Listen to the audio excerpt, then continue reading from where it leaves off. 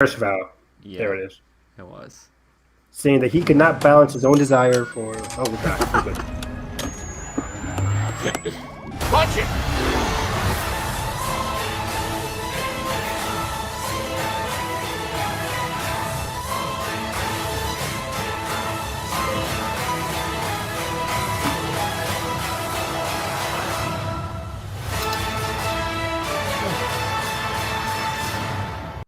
We are back. We're back with two of us. Sorry. What happened? What's going on, guys? Welcome to yet another long-awaited meeting that's come at last. There's the reference. Another episode of Hyperspace, episode number 52. Joining us as always, we have Evan. Yes. There we go. There I am. There I am, Gary. There I am. We are alive. Yeah, it's been a hot minute. It's been what, 3 weeks now? I think we did our first one in the first week of June.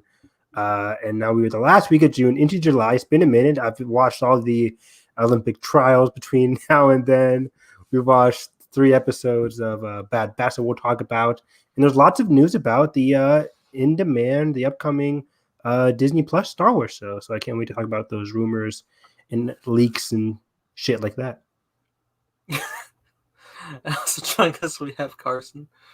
Yeah, when Evan sent like the show notes today, I just started laughing because I kept scrolling and it just. My like, bad. wow. This is a conference call from Disney. What the fuck?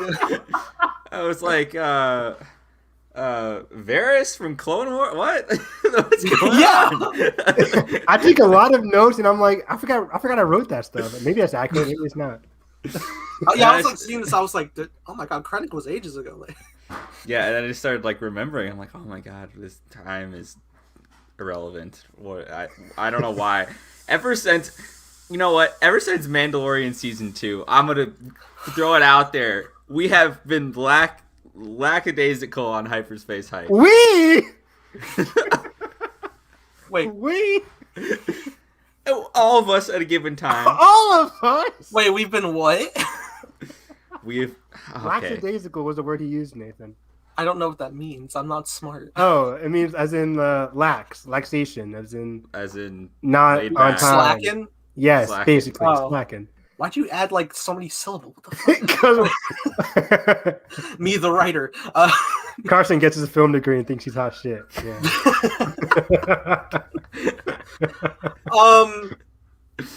I was wondering if we should just like speed through news first because there's so much. Like, Yeah, let's try to do the quick news first, maybe. yeah, because we got Okay. 3 episodes of Bad Batch, which they're not difficult to go through in 20 Switching minutes. it up on me. Yeah. What do we got? What random show? Yeah, let's draw from a hat. Okay, let's start with, because this was one of that the one. this is one of the things that people were debating about early in the month, and this had to do with what the heck is up with Mandalorian season 3. Is it filming? Yes. Is it not filming? Last of Us. Last of Us. What is Last of Us? I'm good. I was just finished playing Last of Us actually online. Well, we have a long discussion about that one. I know. Watch our 3-hour Last of Us review, by the way. Get ready for our 7-hour Ghost of Tsushima. We still haven't done that. Wow, that's crazy. We do need to do that. We got to, yes. So Mandalorian season 3. Let me pull up the thing. So it's Jordan Mason on, I think, I'll just say on Twitter. I don't know his website. Yeah, it was right Twitter, because I remember I sent that to the group chat. The best He source. said, or he's been saying, and we thought so as well, that Mandalorian was already filming right after Boba Fett finished filming. Which Boba Fett finished around, they say like it ended around May, but it's kind of But like Tamora said that 7 months in his update video, which I forgot about. Yeah, which was interesting. Maybe is he including post production? I don't know. Or unless they doubled in that he was going to be in Mando season 3 still, and he shot all of his stuff for that. I don't know, which I think is possible. Oh, he's gonna be the cab driver again for Mando season 3. I don't know. I don't know where this series is going. I got nothing. We know there's not gonna be Baby Yoda for at least maybe an How much of episode. that sandbox are we playing with them fan service toys? What we got? I know. Oh, I'll bring him back for our Bad Batch discussion later on because people are irking me on some of their complaints I've been hearing about the Bad Batch in terms of its cameos, and I'm like, It is not. it was crickets egregious. during Mandalorian. I know. We'll get to it because I have some hot takes. anyways, yeah. So An animated character shows up in an animated series. Scandal. So Jordan Mason said season 3 is already finished, or at least is filming for Mandalorian. Collider, which I haven't pulled up right now, Collider says season 3 of Mandalorian is not currently heading into production. That is because the LA stages are for the moment in use by Obi-Wan Kenobi, led by Deborah Chow, which is in production as we speak. We know that's true. We know that for sure. Yeah, but which Deborah does doesn't make have- sense. Sorry, it's random. Deborah didn't have an episode in season 2, right? No. But she had 2 in season 1. She had the 3 and 8. Yeah, three and. Did she do the finale? Oh, not 8, 7. No, 7. 3 and 7. I thought there was 9 episodes. Yeah, Good episodes. I'm excited for Kenobi. 3 and 7. So yeah, so Collider is saying Kenobi's using it, but then Jordan Mason says he's in Mandalorian's already filming. We don't really know what's true. Last of Us is starting filming next week, I think. Yeah, Last of Us. At this point, I think I want the Last of Us. What? And that's going to be like by what? far. That's easily a 4 or 5 month shoot. I'm assuming. People remember that one rumor. There's that one website that said The Last of Us is filming for like June or July, all the way to like next May. No. Remember seeing that? Somebody, I remember. Somebody sent that like link from this one article. Although I could see it because typically when it gets close to like November and December, they just take off like they go on break entire months. Yeah, but I'm like, I don't think it's gonna be filming for even Game of Thrones only Right. filming for half the year, 6 months, maybe. But I'm just this is an HBO production, isn't it? It is, yeah. Last of Us is on HBO, yeah. So it's interesting because, like, if they didn't film and Last of Us is filming, then that means, as Collider says, the series Mandalorian won't begin filming until the end of this year or very early 2022, which means the season will not be premiering until late 2022. Either way, Mandalorian season 3 seems to be coming back next year, whether it's beginning or by the end. Does this do anything, like Carson, in terms of your prediction, in terms of the order of the shows? It does, because originally I thought that we were going to get... Originally I thought they were going to get Boba out, and then they were going to accelerate like a normal Mando timeline and get Mandalorian out spring. Yeah. And then we would get Kenobi and Cassian in the summer or the fall. But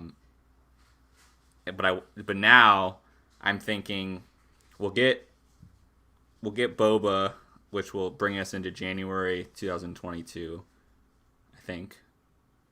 Yes, I think so as well. Is it 6? The year of movies. 8 episodes? I don't know if it's 6 confirmed, but I think I remember hearing about 6 episodes. It is a miniseries, yeah. Yeah, so that will bring us well into January, and then I don't know if they'll do like.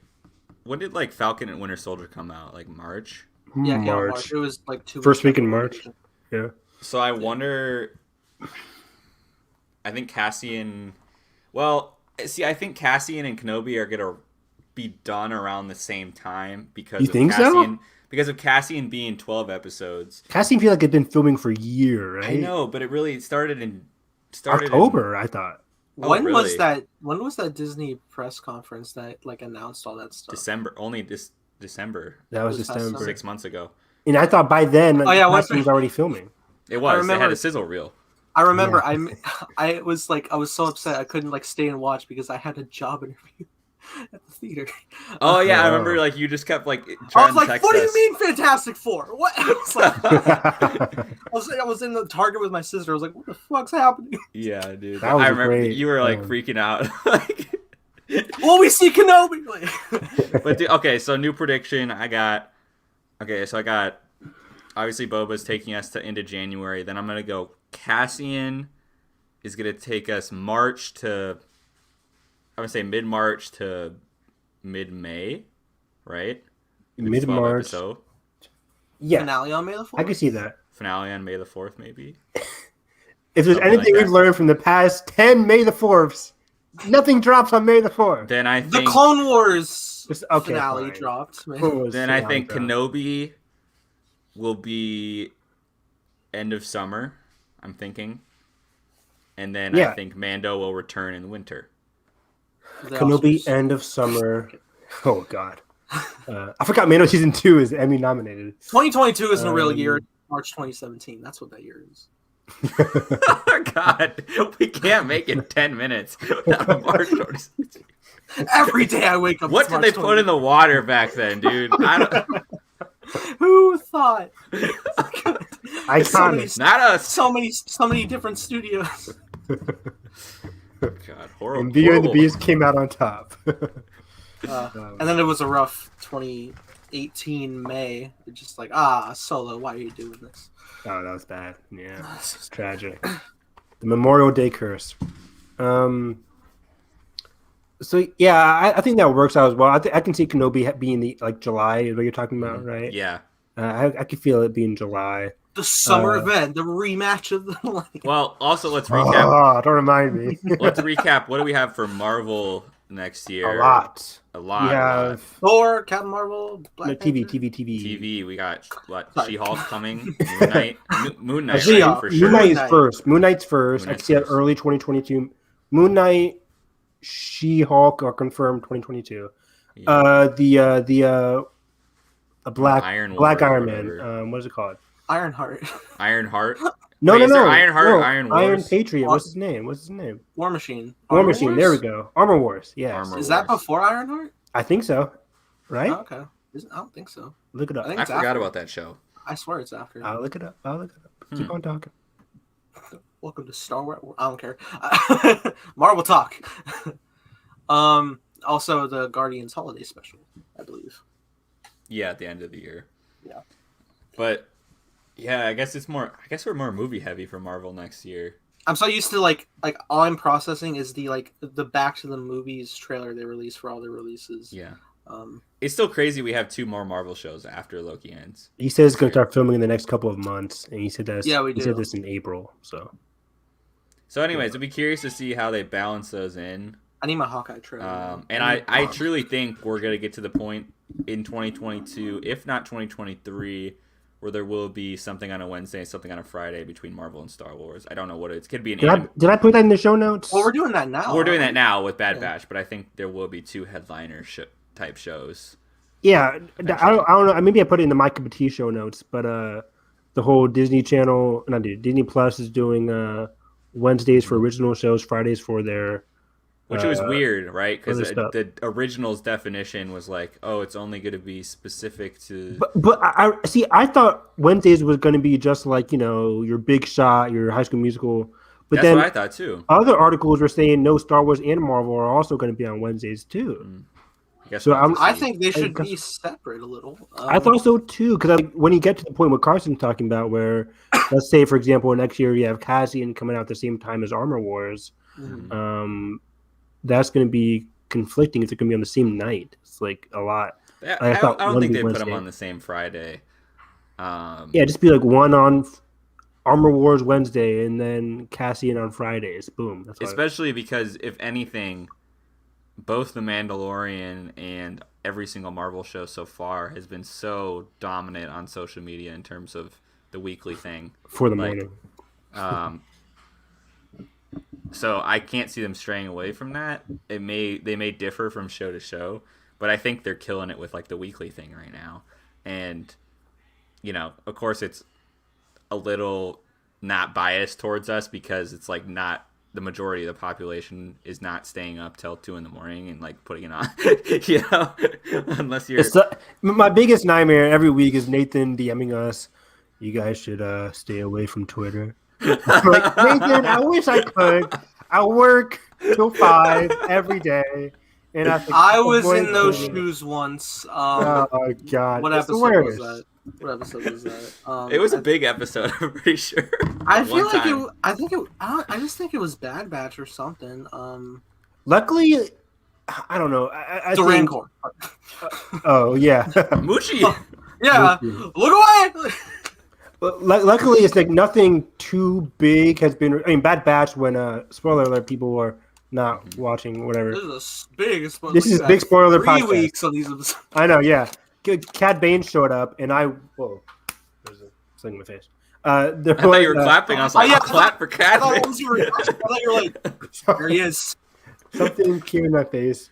Anyways, Cat Bane showed up, and I wasn't spoiled by that. Thank God, because I had like the craziest reaction. I was jumping around my bed and around the room. It was amazing. But yeah, otherwise, like there wasn't anything that's too massive. I think for the Clone Wars, I even in Clone Wars I didn't watch as soon as it dropped. I only did that for Mandalorian season 1. Mm-hmm. Otherwise, I'm just like, okay, I'll just deal with it. Nothing major's gonna happen. Nobody's gonna die or whatever. Yeah, that's been my thing. But yeah, it feels like next year's gonna be a lot of Star Wars shows and Marvel shows. Feels like every month there's gonna be at least some kind of content. DC, where you at? DC early next year, I think in the January, February, March, we had the Peacemaker HBO Max series by James Gunn. Peacemaker. And what the other Batman DC shows are coming first? Is it Young Justice season 4 is coming soon. Oh, that's right. But is Zatanna a movie or a movie show? Is it a movie? Okay. Didn't they say something about Static Shock recently?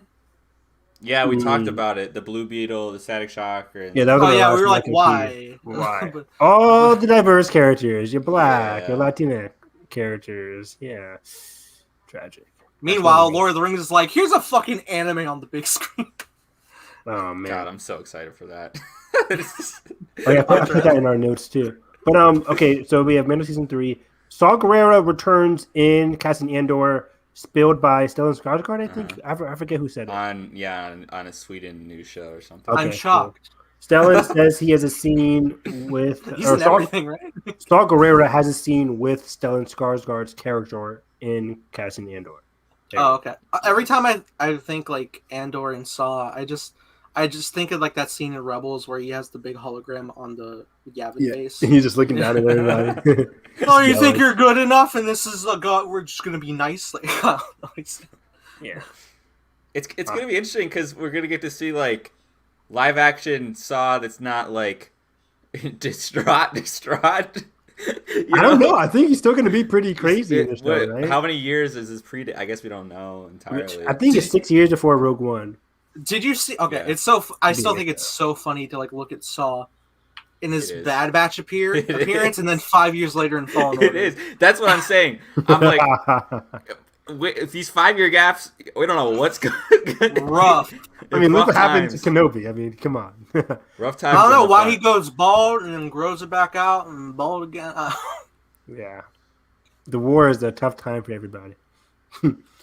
But yeah, we don't know who Stellan's playing in Andor, right? He could be a villain, right? Snoke. I don't know. No. Oh, no. God, stop it. I saw a Snoke theory on YouTube for the Bad Batch. No, you did not. We've been so desensitized towards VAT imagery. Yeah, I saw I say it out of jokes now, but I mean, I hope nobody's serious anymore. I deserve a veteran's discount for videos of that stupid Rogue One trailer. That I watched like 70 videos about who's going to be in that damn tank. I deserve. Oh yeah. Oh yeah. Who's the new villain of Rogue One? I remember it's not like I remember the theory like Snoke is in the tank. He's the fucking dude bowing. Like okay. And it was just Vader. Oh yeah, okay, that makes sense. Yeah. Oh my god. But yeah, didn't they wrap that up with like they used Luke's hand on Exegol to? Oh yeah, that was in the comics. Even get into that discourse. I just saw it. I was like, all right, bet. So we'll see, I guess. But yeah, I hope Stellan Skarsgård's playing the villain in Cassian Andor. He's always great as the villain. He's the villain in Dune too, right? Carson, is there a sync on or something? It's the instant pot de-steaming. I was like, that's a lot of white noise on the mic. It's crazy because that's literally all the way in the kitchen and the other quality. We all have the same mic, I think. So, what was I gonna say though? Yeah, we don't know who he's playing, and since we're talking about characters, was the Krennic rumor in between? I was just about to say that. 3 weeks. Krennic Andor. That's what I'm most excited about. That's one where it says like big emphasis on rumor because I don't know where I got that from. I forget where I got it. Yeah, we're making fun of the source. I remember. I wonder how that will. Oh, was that the? Who was it? The people. Do you think if Krennic's in it, he's already like done his scenes? Probably. Mm-hmm. Yeah, because I know like I don't think they've started Secret Invasion yet. So. No, he'd be Yeah, done. he is. Oh, that's next year too, isn't They it? gotta be wrapping Cassian's. Evan's right. If they had that sizzle reel already for He started in December- October. Oh, this is a reel of concept art, right? No, yeah, Cassian in the suit. It was all behind the We're scenes. filming, all people. the costumes. Oh yeah, the behind the scenes. I thought you meant like footage. Yeah, no. Like, I remember like when they went to the action stuff, it was concept, but yeah. But Yeah. every week I feel like I'm seeing sets from like Star Wars Newsnet where it says Cassian Andor is filming in Luxembourg or in England. I saw my boy Diego. Hi, Yeah. no, speaking of that, I saw. I don't think it was a picture of Hayden on set, but it was a picture of Hayden, and he's growing out his hair, which I'm like, He's growing out his hair. Yeah. Oh my gosh! Flashback. So everyone's like Clone Wars flashback. Clone Wars era armor in live action. Which I would want be it. so- I know it's fan service. I Look, fucking care. Of I all don't things care. to have I want fan it. service for. That's what I want to show. This Kenobi hype level is. I don't know. Like I know I get so Chow much. is I get only- so much shit on season 2 of Mando for being like, why? But then when we get to Kenobi, I'm like, this is actually. But this is this man's trauma. This is we can It do is, that. and I know, and we will. But I mean, we can explore it creatively. Obviously, Yeah. It's funny because like I know, growing up, I was never like Boba Fett, like, but I was like Revenge of the Sith, Swan theme. No, it's just word content. I am the very thing. Explored this. Nice pull. We'll see. We'll see. We need to like have like a scoreboard of like seamless references. Like, Didn't people also say like we could see Ahsoka in a flashback as well in the Clone Wars? yeah, I don't need it. Because it's live action. Every episode of Translation. Bad Batch, I brace myself. I'm like, no, I can't. I don't want to see it. Just leave me alone. Well, no, okay, but like if she pops Dave in Bad Filoni's Batch, like, I'm guess more again. yeah, but if she does, I'm more comfortable because it's animated. Right, I am too. Animation. But, Star what was I going to Wars. say? The other new I miss actress in Kenobi was seen in an Imperial outfit. Evan, help me remind her. Oh, yeah. I'm Her scrolling. I'm scrolling. We were like confirmed who she's playing. Indira Pharma, the sister to Oberyn Martell in Game of Thrones. Yes, Um, she's great. Who had the iconic scream in Game of Thrones. Yeah, she's going to be in Kenobi playing an Imperial officer because I don't think she got the memo. Whenever you walk outside, you're supposed to wear that black coat. She was not wearing the black coat, the black garbage can that the people use. It's bag. method. It's method. Yeah. Where, So, yeah. Where's our boy? Where's Sung Kang? He's doing the F9 Please. press. If he's Come not on. drifting on Tatooine, He was doing the Oh, F9 press, I think, during that time. he's so the he was Inquisitor. busy. Oh shit, Oh, I would lose it. I would Yeah. lose it. that'd be cool. That would be God. cool. Can you imagine the swagger of him Oh, as an Inquisitor? Oh my Swagger god. of a young black teen, right? I don't. I hate you. I had to. It was right there. I had to do it. Damn, I just- I'm sounding like IGN. I don't want Sung Kang to be like wasted on like an Imperial role. Just like Remember, can't small. Iko Iwaste was in The Force Awakens and wasted. Who? Oh, Iko from the Raid. Oh, The right. main guy Yeah. from the Raid. Iko Iwaste. Maybe I butchered his name. But yeah, he was in the More Raid. screen time than Zuvio. Yeah, that's true. Nice. But yeah. She's playing the villain, which is exciting. Sung Kang. I think we all guess like Obi-Wan's going to come across at least one Inquisitor, maybe, right? Sure, Maybe yeah. one, maybe two. Gotta have that action.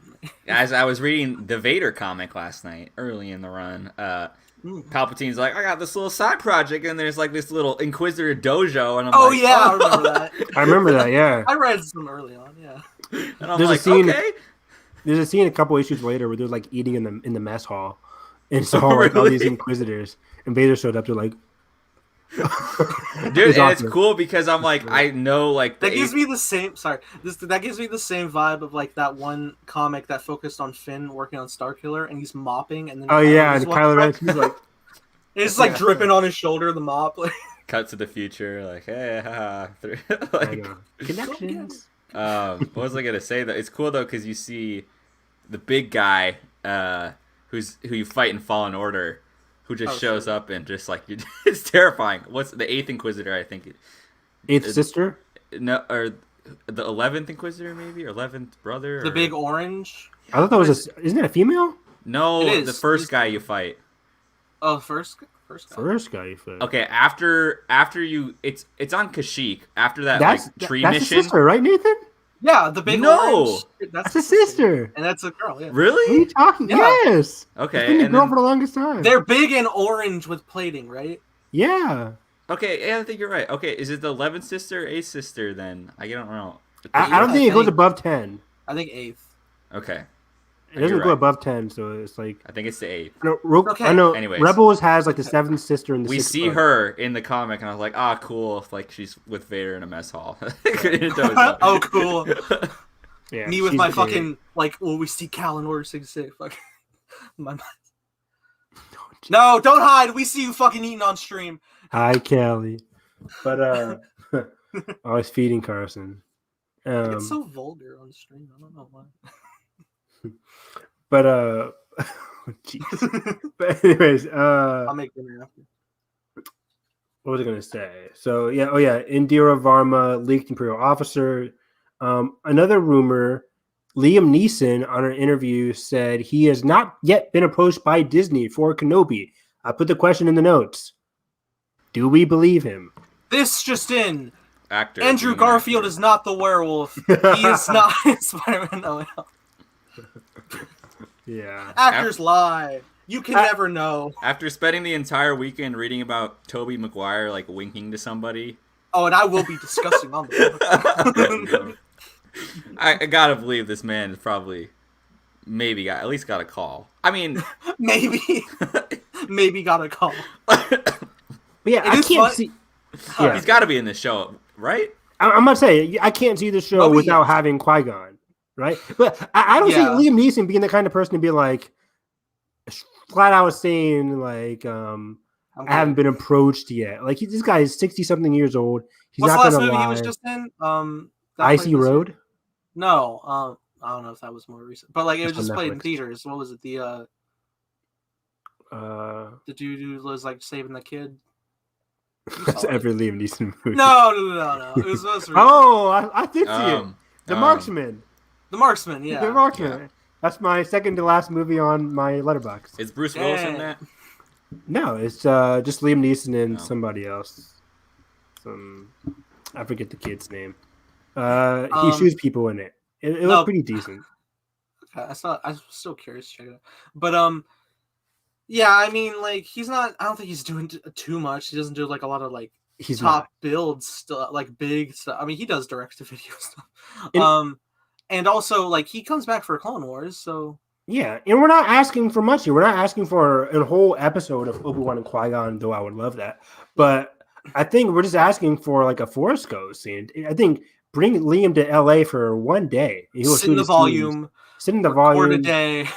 Yeah, or just shoot in your closet. Like I don't know, it could be a voice thing. Like What if they flashback scene like de-age you in to like prequel era Master and Apprentice? if they go to a Master and Apprentice scene from the book, that would be incredible. I would love that. But I think one of my favorite scenes from Master and Apprentice is at the very end, where Obi-Wan is contemplating the duty he has to Anakin, mainly because he told Qui-Gon he would do it. He wasn't really excited, but he's like, I got this shit So laid in my good. hand, so I got to do what I got to do. Remember Dave Filoni's groundbreaking explanation of the duel. Groundbreaking, like nobody ever said it before. Fucking A.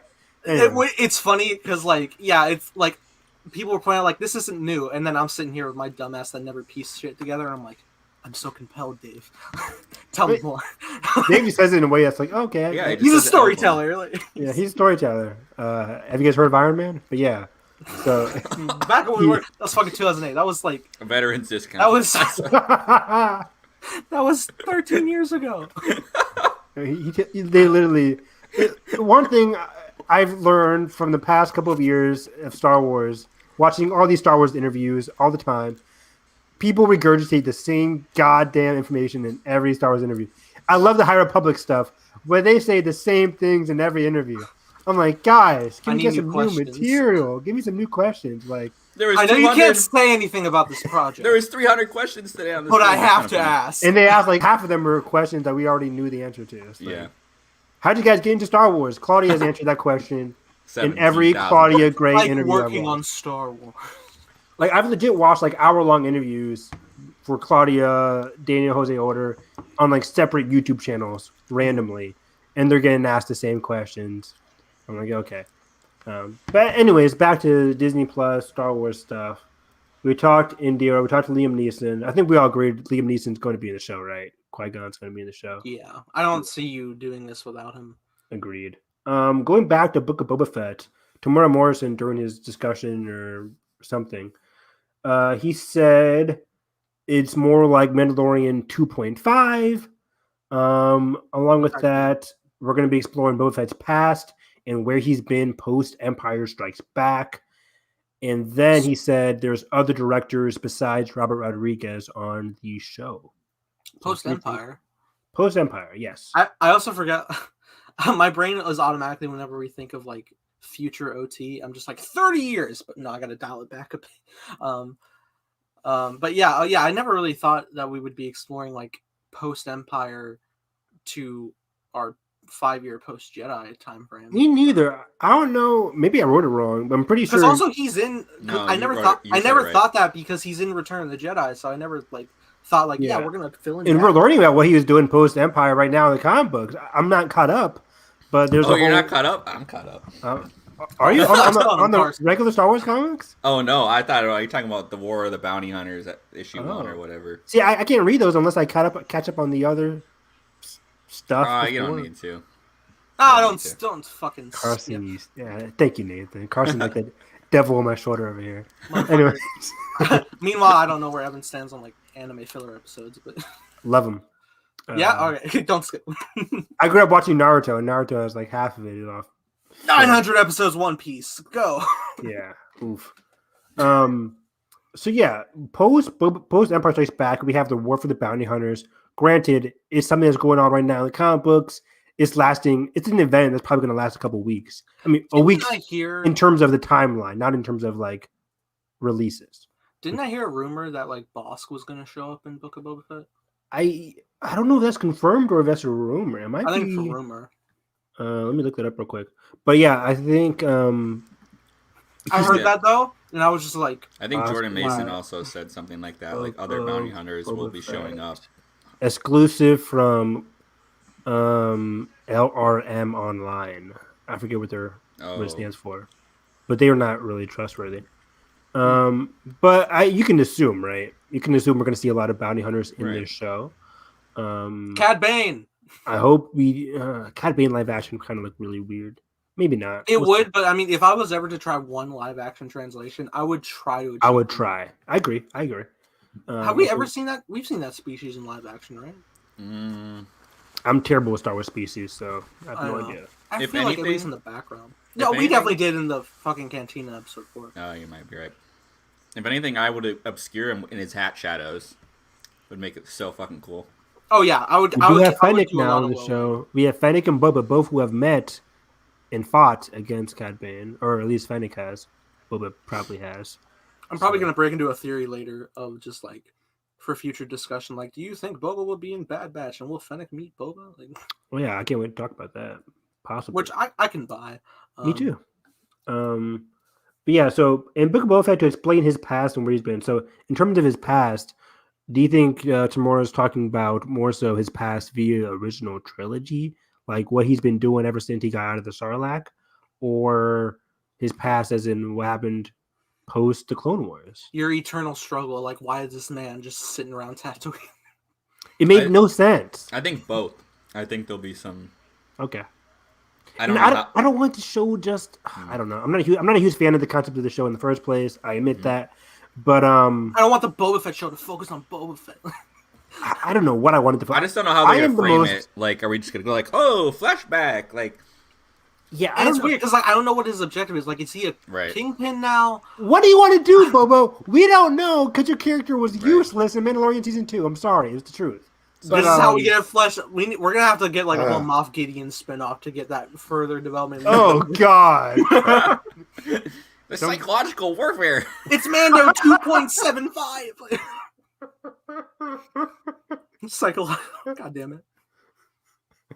I love. We know Giancarlo can be a good villain. I love Giancarlo, but the way he hypes up, even during like the E3, he was hyping. I broke 4 swords. He was hyping up his character in E3 because they're like, who's worse, the guy you're playing in Far Cry 6 or the guy from Mando? He's like, well, the guy from Mando was just the evil of all evil. So I'm like, is he though? I fucking press the button, send droids. It was so funny. People in the comments were like, "Yeah, Moff Gideon." I'm like, really? What has he done? What has he done? Y'all just excited to see Gus again. Exactly. And I love Giancarlo. He's one of my favorite actors working today. Absolutely, he's great, and he's so amazing. friendly. But your character in Mando has been trash. I need more. I don't know. Double the season runtime. I don't know. And I remember I was excited because I was at the end of season 1. I'm like, okay, we have some good potential for him. He could be really badass in season 2. And then they Game of Thrones season 8 Cersei'd him, where he just stood in front of a green screen or stood in front of the whatever they call it, volume, and just didn't do anything. I need them to lock. I need them to officially lock on a set general runtime for every episode so they can like maximize their development of everything. But that's not how they work. They're working on connections. Anyways, they're working on the serial episodic, which I admire, but like yeah. But I don't know what I want from Book of Boba Fett. I'm excited to learn more about his past, kind of, but I don't know. I don't really know what I want from this show. I mean, I know we're gonna get him being a kingpin. I guess maybe it's such a weird concept. I remember watching that post credit and just still being confused. I'm like, what is your goal here? The most confusing day I've ever had was like seeing Star Wars have a post credit scene at all, because I was just right. I was like lucky to even catch it because I was just like, all right, the show's over. I'm gonna enjoy the music one last time, and then it popped out. I was like, wait, what the fuck? Keep recording. Yeah, especially because we just had that investor call with literally like 10 announcements. And that wasn't one of them. Saved it for the Monday after or whatever. That was weird, yeah. So that's interesting. Again, I would love to be proven wrong about Book of Boba Fett. I was, and I admit to be proven wrong about Bad Batch. So I'd love to see them proven wrong. But it's animation. It is animation, and it's not. It's Jennifer Corbett's show. It's not really Dave Filoni's kind of show. This is all Dave Filoni, Jon Favreau live action. Ming-Na Wen had an interview recently where she was talking about working with Robert Rodriguez, because Robert is a showrunner. And I do love Robert Rodriguez. Yeah, Robert. I love Spy Kids. That was a movie. just Spy Kids. I'm telling you guys, watch Sin City. Spy Kids 2 is also really good. Yes. Spy Kids 3 is funny. It's funny. Watch. It's funny to experience because it's like, wow, these are like, because he knows he can just make these movies with like no effect budget, because he just green screen. I saw it like 3 times in theaters because we had those funky 3D glasses with red and blue. Yeah. Oh man, I want to see this new. Sorry, we could be how professional, of course. No, Jesus Christ, we're running a professional podcast. Chaos walking. Okay. What was I gonna say? I want to see that recently new Netflix movie, We Can Be Heroes. Me too. Pedro's in it, and Sun Kang's one of the dads in it. Apparently, what superhero? Oh, what? Yeah, what? I had no idea, and I'm like, okay, I'll watch it. I came for Shark Boy and Lava Girl, and now Sun Kang's in it. Okay. Robert Rodriguez directed Shark Boy and Lava Girl, right? Yeah. Yeah. He specifically made that movie just. I want him expelled. It's so fun. We have. I know. Don't do it. Dude, it would be so funny to experience that. Okay, actually, that would have been pretty fun. With new fresh eyes. Like. All right, and then let's commentary Cat in the Hat. Oh God! I haven't gone back in years. The hose joke. I just thought that was generally funny. That movie's ingrained in my brain. I think we still have the DVD at my house. It's amazing meme material. I watched that movie. There was a tweet going around like, "What movie have you seen more than 10 times?" I'm afraid to admit I've seen Cat in the Hat easily more than 10 times. That movie was like. I had merch. We had this little portable DVD player that we took on like car trips, and you plug it into like the little car charger. What you putting in? Oh, Cat in the Hat's already in there. Run it again. Run it again. My favorite thing ever in that movie is when they're like going through the crazy house, and they're just like, "Oh, this is insane! It's like an amusement park." And then it like freeze frames, like, "You mean something like at Universal Studios?" Movies like that don't get made today, man. No, not at all. You can't do that. Maybe today. for the better. But... Maybe for like Netflix, it'll be straight to Netflix or something. It was like if Tim Burton. It's weird because like I had like such. Was that Tim Burton? No.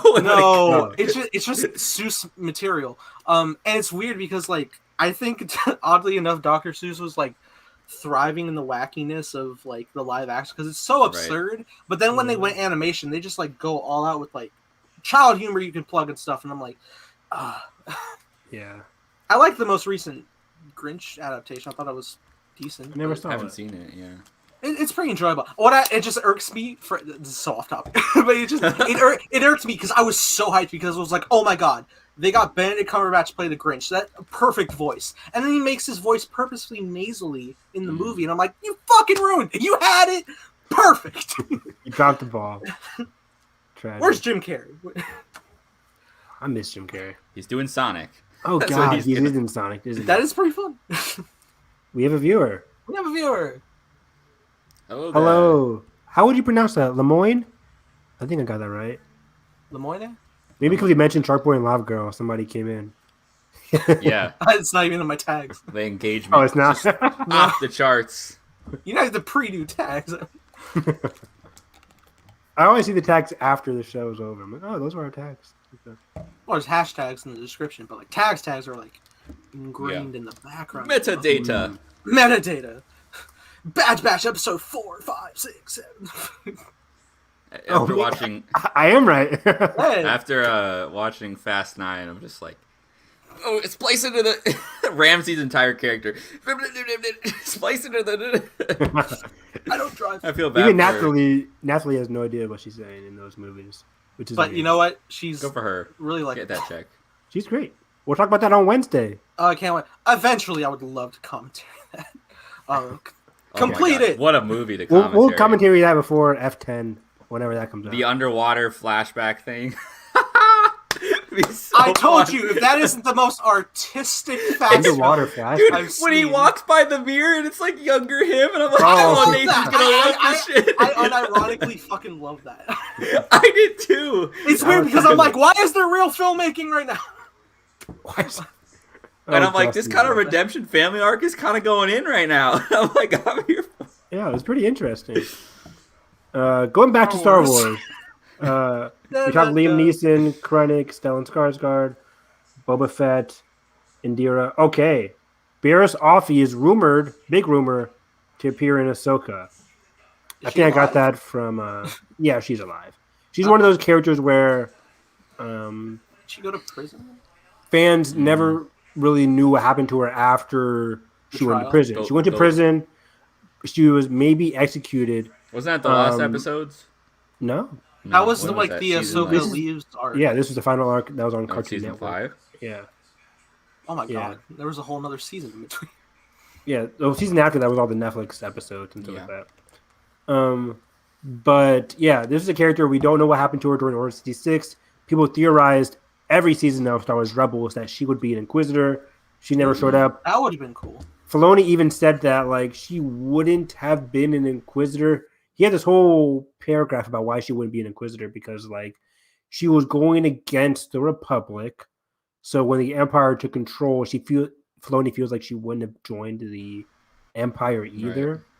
Because it's kind of the same entity, you know what I'm saying? Didn't she already have a touch with the dark side? Like, wasn't she already like? I mean, she had red lightsabers, yeah. Yeah. Yeah, but those were like stolen, right? Those are. Maybe. I'm forget. What happened to her in like why? What made her Give go me down this path? give me a beat of her last like arc in the show. Well, 'Cause I after forget. fucking Master crashed into Trace and Rafa, maybe she saw. I don't know. I don't mean to disparage Luminar. Yeah. It's just weird. I don't know. May the force be with you. Barriss was a product of like the Clone Wars' entire theme of the show, basically, which is like the downfall of the Jedi. The Jedi aren't doing enough. Wars, corruption, yada, yada. Corruption. Yeah, the Republic is corrupt. So she blew up in the final arc. She blew up a ship in the Jedi hangar on Coruscant. Bomb the Killed- temple, yeah. Bombed the temple, basically. And I think killed some people. And then Anakin was on the hunt. They blamed Ahsoka. I forget why they went Right. to Ahsoka. I think Ahsoka was framed. Obviously, she was framed. Well, I don't think Ahsoka was a suspect at first until they were like, she visited the person in the cell, and then Barriss was force choking her, making it look. And Yes, Right. there I we don't know, go. but- Perfect. Which There that we go. point, I Thank you. never understood why Ahsoka was like, But yeah, because Ahsoka's "Ah!" like this, like no, and they're like, right. it was you. Yeah, It's an amazing arc, but like I love So the what arc. are you doing? It was weird because in the video she's like, "What are you doing?" At least like try to grab her. Like yeah, it was weird. So they blamed her, but yeah, Barris when on the whole spiel in the final episode against the council and the people in the trial, saying those are like, the episodes where Tim Curry is Palpatine. "Oh, interesting." I like Tim Curry. That's why I said. You gotta rewatch the arc because Yeah, she's like really just spilling it out, like why the Jedi suck, and they're like, "Oh, you're kind of right." yeah, because I remember her early episodes. Yeah, her early episodes when she had a mission with Luminara and Anakin Yes. on Geonosis, the second Yeah, and battle. they had to go down into the catacombs or whatever. Yeah, that was followed by the old zombie arc, not zombie arc, but the whole what's Yeah, it?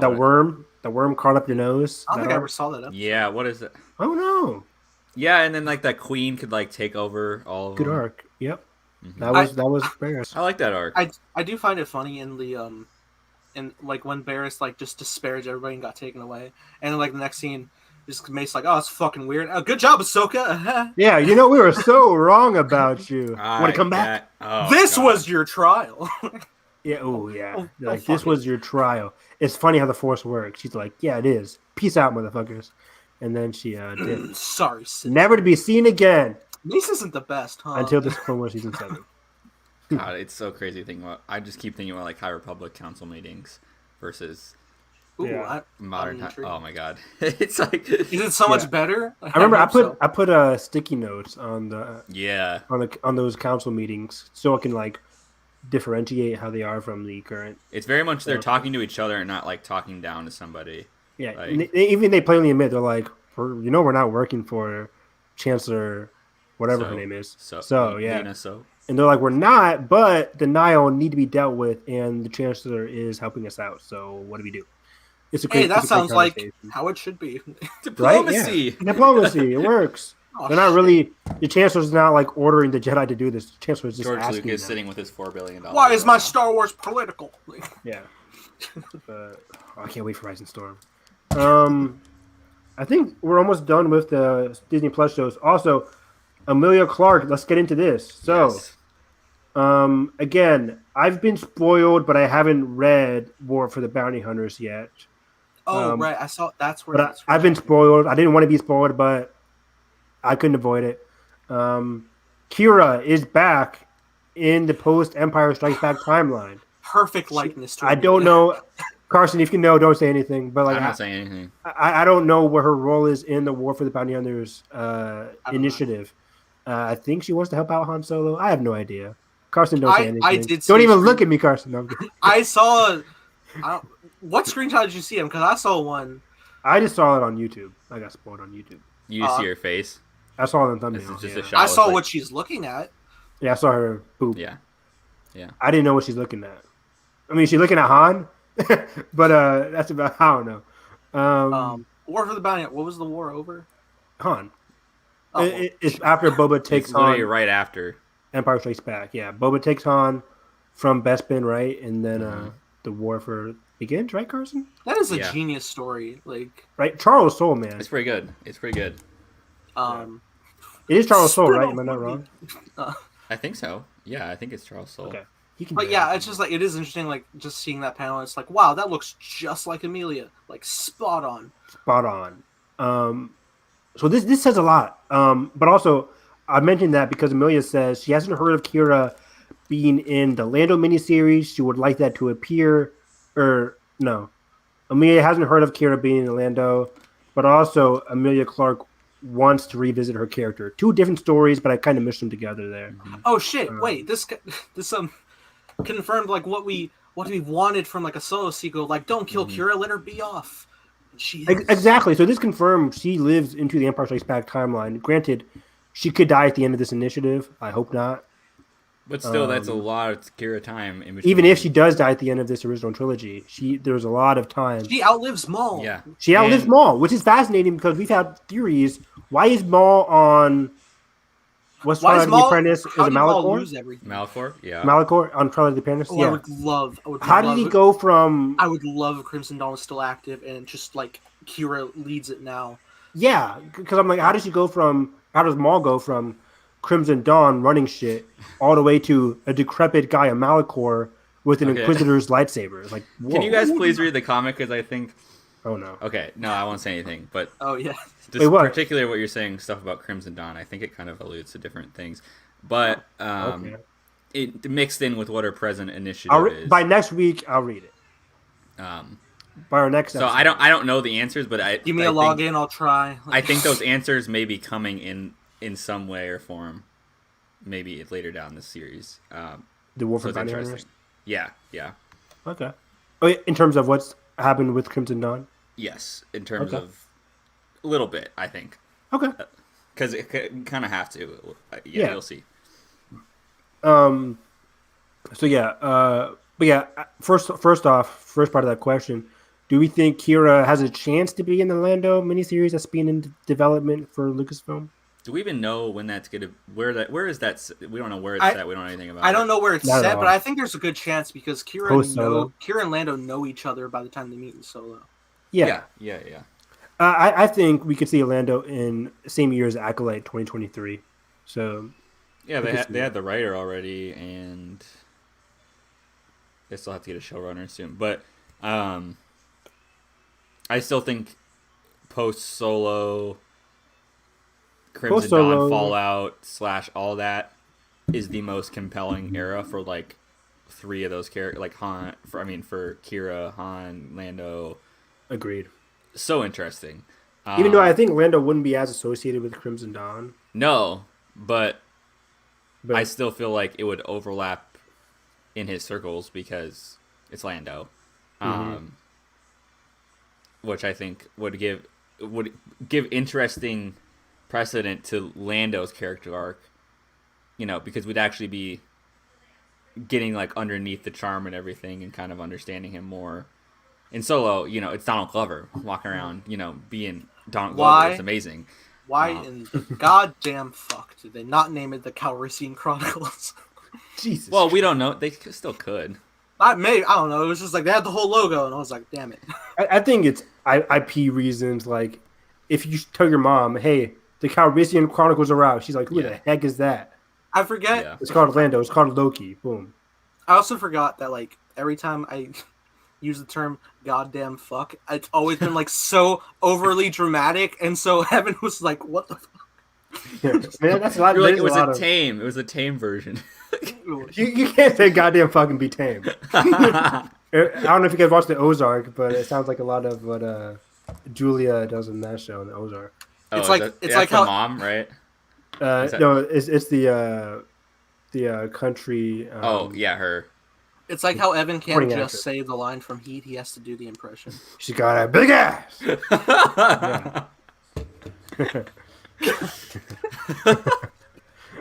We got a commentary Heat. It's one of the best crime movies of all time. I've never seen it.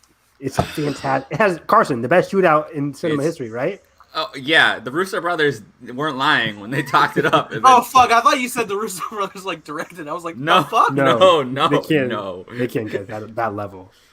Michael Mann, doing his Russo brothers. Where's Michael Mann been, man? He's doing a show.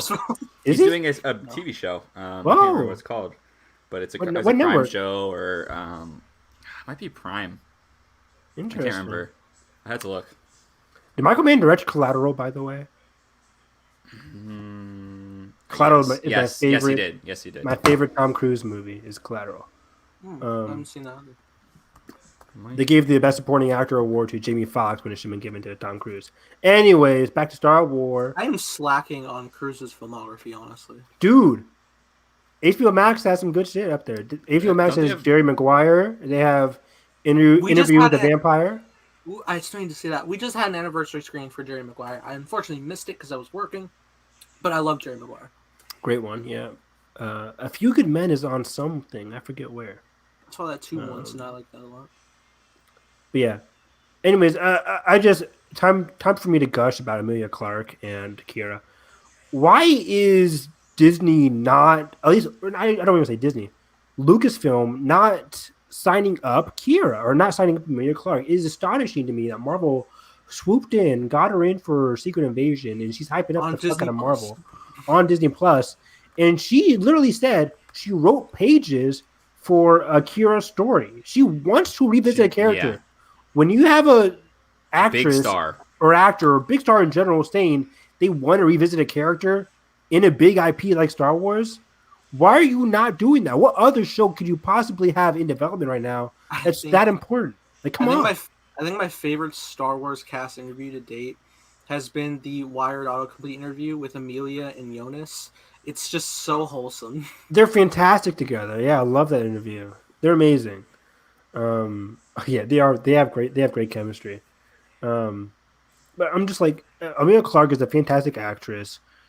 She wants to revisit the character. Lucasfilm would be idiots not to at least get a miniseries from her. Give me at least 6 to 8 episodes on Kira. Of course, you could easily input Han in there, Han and Chewie in there. Like, I would love to see those two reunited. Oh my god, it's sexual tension. Please, Lucasfilm, it's right there. God, I don't even know. God, I was still thinking Han and Chewie when you said that, so it threw me. Oh, the showers. I mean, they have great sexual tension as well. Yeah, but also, it's just the political intrigue, the amount of possibilities between Kira navigating Crimson Dawn. That alone, even without the connections of Han, Chewie, or Lando or anything, just her navigating Crimson Dawn with a little bit of Maul cameos in there if you want. I would love it. I mean, actually, no, Maul has to be in there. Yeah. But I'm just like, just give me all of it right now. Please. I genuinely think, if done right, it could unite a lot of the mainstream into more of like, because I mean, Solo like hinted at certain things, but I feel like people like there's so much intrigue with all that stuff. Like I feel it would kind of wrap people in and be like that political mystery kind of / bounty hunter / on the run kind of show, like all in one. I think there's so much to do. I'm thinking of Solo connections right now, and I'm just like thinking, what are the odds we could see Dryden in the Bad Batch? Because I think a lot. Alex Damon said like they have the, what is it called? Not the composite, but the model. The model. Yeah. That's what I was gonna go off of, because they have the character model from season 7 of the Clone Wars. That's what I was thinking, because like everyone thought I was fucking crazy calling Kanan in the Order 66, and granted I had to wait a year, but still, I was right. I was eventually right. Okay, can I do a quick side note? Because sure. I forgot that Michael Mann is doing the Enzo Ferrari biopic with Hugh Jackman, and I just think it's really exciting. It's exciting. And that he's building a fleet of replica race cars from the era. Anyways, continue. Michael Mann, nobody does that. Yeah, continue, Nathan. Or I thought you were saying something. You were talking about. Yeah, we're just talking about. No, I know what I was talking about. I was like, did I have more? Because I was like, it's like I don't think they're gonna like waste the character model, because it was a really quick shot, and I was like, wow. Yeah. Yeah, I could definitely see him showing up. Yeah, Dryden also is a character with a lot of potential. Of course, he wouldn't be in the Kira show; he's dead. But we could see some flashbacks between what happened post. God, I'm terrible today. Corellia. Post Corellia with Post Cruella. Cruella. Amelia Clarke and Cruella too. I would love that. But Cruella Dawn. Amelia Clarke with Paul Bettany, like them like post or pre Solo. That'd be interesting, and some flashback material. Star Wars loves their flashbacks now. Either way, I'm just like, Lucasfilm, you have a TV show that is already written for you. I mean, come Amelia's on. writing it for you. Amelia's writing it for you. The actress is there. The concept is infinite possibilities. And the show being a series is so much more well suited than Solo was as a medium, I think. For this, it sucks. Solo came out a year too early. I know. Damn it.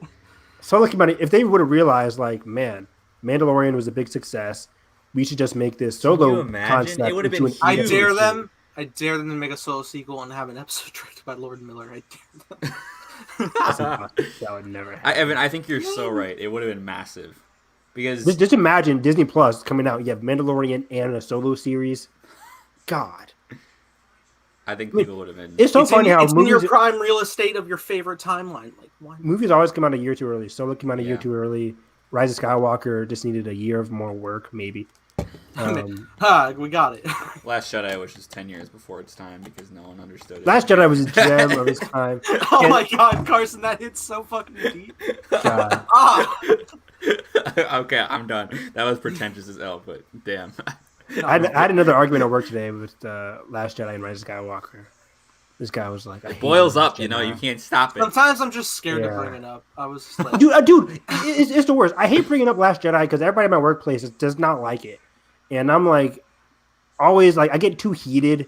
Like, Evan, I was just joking around. I'm like, well, motherfuckers, I've had to argue with people for years now. Don't get me heated. I'm jaded as fuck from the internet. I am. It kills me. I really am too. It's insane. I remember, it was funny, like today, or not today, the other day. I was closing. We had like a new coworker, and then like one of my favorite coworkers, who was like really chill on like all set of opinions. But yeah, there was this new guy, and they were talking video games, and I was just like coming over because I was like, honestly, I was the only one like actually properly closing down. But that's besides the point. Anyway, I like go up to them, and I was just like, hey, real quick, do you guys like The Last of Us 2?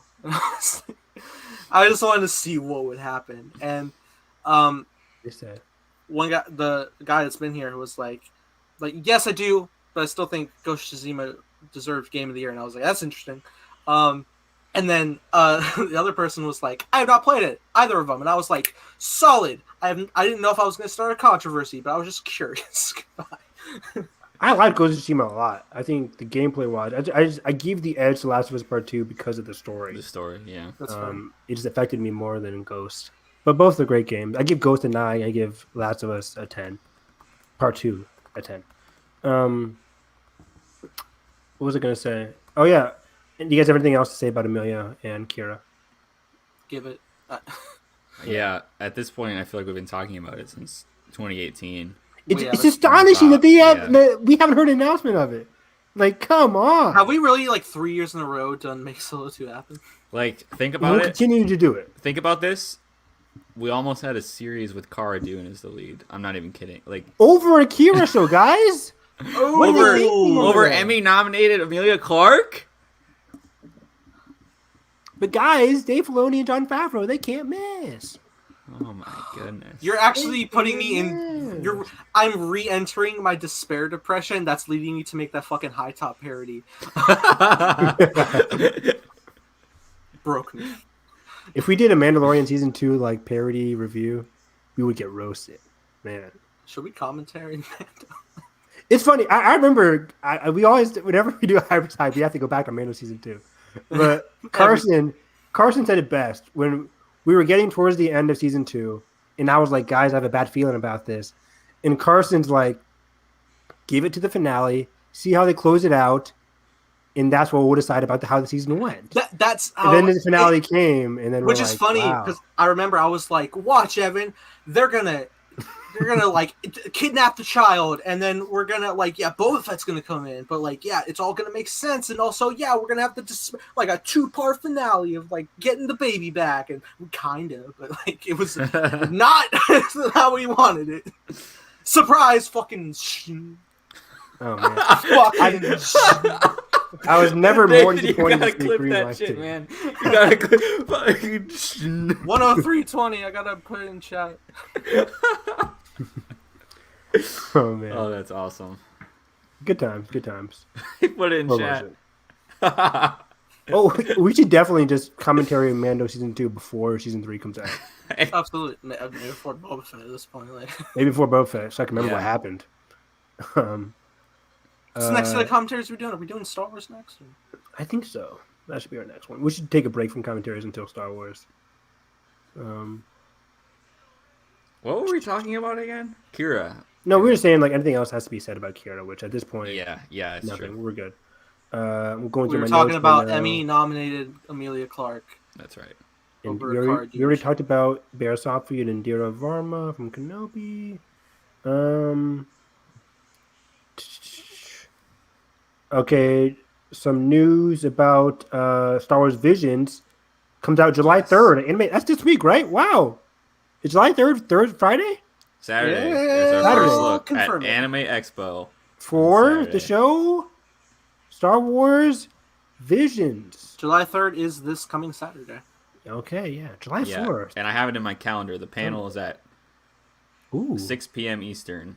Dang, Carson, I didn't even have that. Thank you for telling me. I'll write that down um, myself. Yeah, it's a 30-minute panel. Only 30 minutes. Whoa. Only 30 minutes. And let me also read the press announcement because Okay, cool. there's. Well, I was looking up like who, because they finally said like who exactly, was like developing it, or at least a few of them. They didn't reveal all the studios. Oh, okay. But they they review some of the anime writers, right? Yes, and some of the like the head Star Wars animation people. So they said, okay, so Jack A. Lopez, James Waugh, and Josh Rhimes, who are all executive producers at Lucasfilm, who have, I believe, worked on several Lucasfilm animation projects. Interesting. And then there's 2 executive producers from Quebec Pictures, who have worked on. Let me pull it up.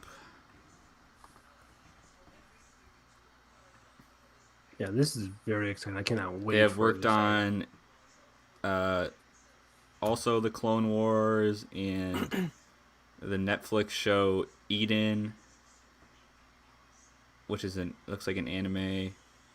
And then what was the big one? And then there's another. There's some Japanese studios, right? Yeah, and then our producer Kanako Shirisaki, who's also from Quebec Pictures. See, they only are named like some of the main producers, but they haven't named any like the other like outside studios that will be doing episodes. I'm assuming. I think in the initial Star Wars Visions like press, they named some Japanese artists and writers. Where's the Studio Ghibli episode? Oh, I need it badly. So, anyways, exciting news. It says 30 minutes, and it says Lucasfilm Star Wars, or where does it say? It says exclusive look at the series debuting on Disney Plus later this year. It does not specify release date yet. And it just says Star Wars Visions is an upcoming anthology of animated shorts celebrating Star Wars through the lens of the world's best anime creators and storytellers. Tune in for a sneak peek that will leave you excited for all new vision of the galaxy far, far away. Very excited. Hell yeah. And that press is always going to be confusing to me, because I'm like, are you adapting stuff into an anime style, or are these all going to be original stories? It says anthology, and it makes me think it's got to be an original. Okay, I hope like they so. would, if it was not, I feel like, set in the stories you already know, like in a new way, kind of. I feel like they would say that. They would say that. Okay. Yeah, that's all very exciting. With Star Wars Ronin, the novel based off of Star Wars Visions, written by Emily something. I forgot her last name. September 7th? October 7th? I think 15th or 7th, 15th? something like that. Okay. So it leads me to believe that Star Wars Visions is at the latest coming out in October, which makes sense. I think Bad Batch finishes up, in August? October 12th, yep, is the release date. October 12th. Yeah. So October 12th for Star Wars Ronin, which means the show probably is going to be October as well, which is going to be in line with what Miss Marvel probably. I also wonder, because it's anthology. I hope they drop it weekly, but I wonder because it's anthology. Don't you dare! If they drop, I don't think they're gonna do that. But I think October leading into Boba Fett. So October. Yeah. 4 weeks in October. Did they say there's gonna be 10 episodes? Right? Did they? How long are the episodes, do you think? I'm not sure. Did they say 10 episodes? No. I figured these would be half-hour stuff. Yeah. I imagine it'd be like 22 to 25 minutes, I'm assuming. Yeah, which means like 18 minutes. Episodes of Star Wars. I guess we don't know. Visions. I feel like 10 anime-inspired original short films from various... Yeah. Okay. Top 10 anime openings of Star Wars Visions.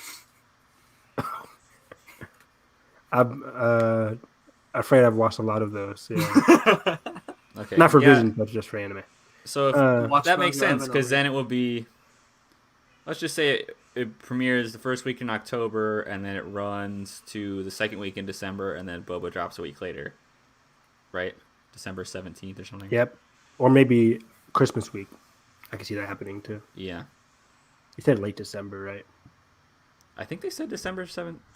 Let me look it up. There's no way there's a firm release date on Boba. I swear. There's not. I'm always right, Carson. Hold on. No, wait a You're minute. supposed to back me up. You have contradicted me You're supposed to back me up. so many times. I don't know what you're talking about. I'll back you up in real life. I don't know what you're talking about. But, I mean, when I you never go against contradict you, all Nathan. of my Spider-Verse, all of my multiverse... I agree with everything this you is said on this podcast. Very interesting. I don't know if this was added to the press release from December 21st, but it does say Season 3 of The Mandalorian will go into production next year. I think they maybe added that after Favreau. What website are you on? StarWars.com. Oh, wow. Yeah. It said Mandalorian. Oh, I'll Season share 3. my screen. Yeah, please do. That's going to glitch for me for a second. Excuses, for the Nathan. pod. For the... Do your job, Nathan. Do your job. Press the button. Can we see? So this is from December 21st. And Exactly. so then it's this whole thing. We already know.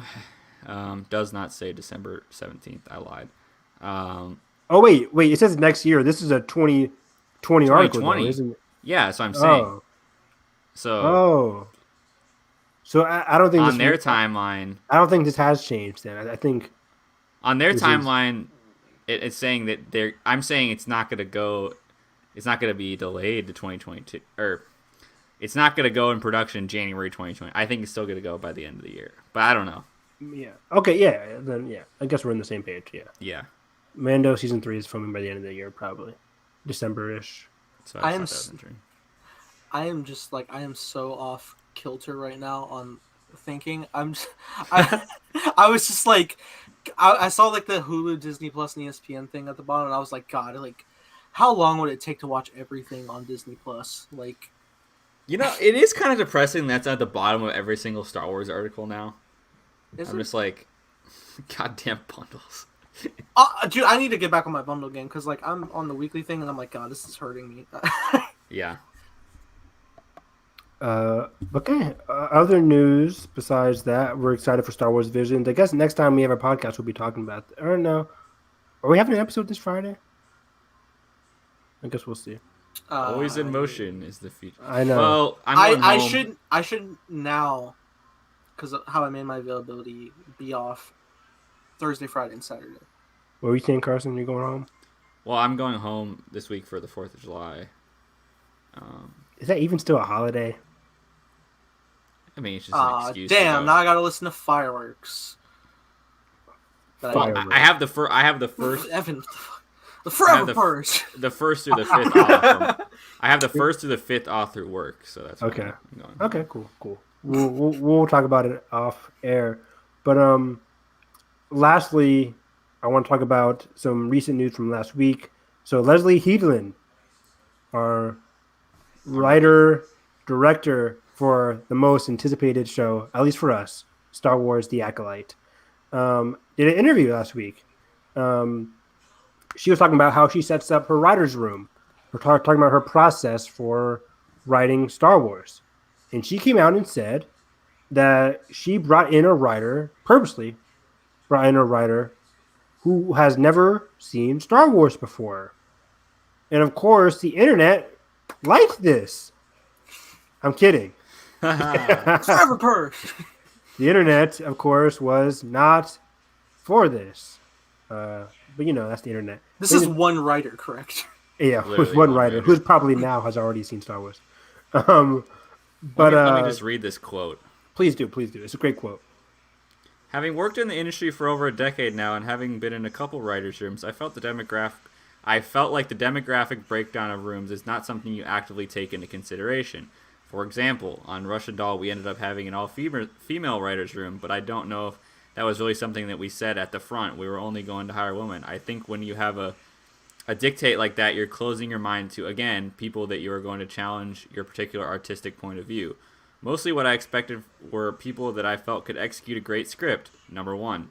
And then in the job interview, just really talking to people who had different life experiences I did and had different connections in Star Wars than I did. Thank goodness she understood. Like, it's just like a no-brainer. Like, yeah. As the writer, as this writer that has not seen Star Wars, I would love if they took the Robert Pattinson trolling route of interviewing, and I would love if they were just like, I understand everybody's problems and I completely hear you. So ever since, not to worry, I have now watched Rian Johnson's The Last Jedi. Oh my god. Okay, everything is clicking. Let me read you this even better quote. She said, "What I also learned about hiring my room is that everyone's fandom was very different. No one had the same experience with Star Wars. There were people like myself that are like a later in life Dave Filoni acolyte.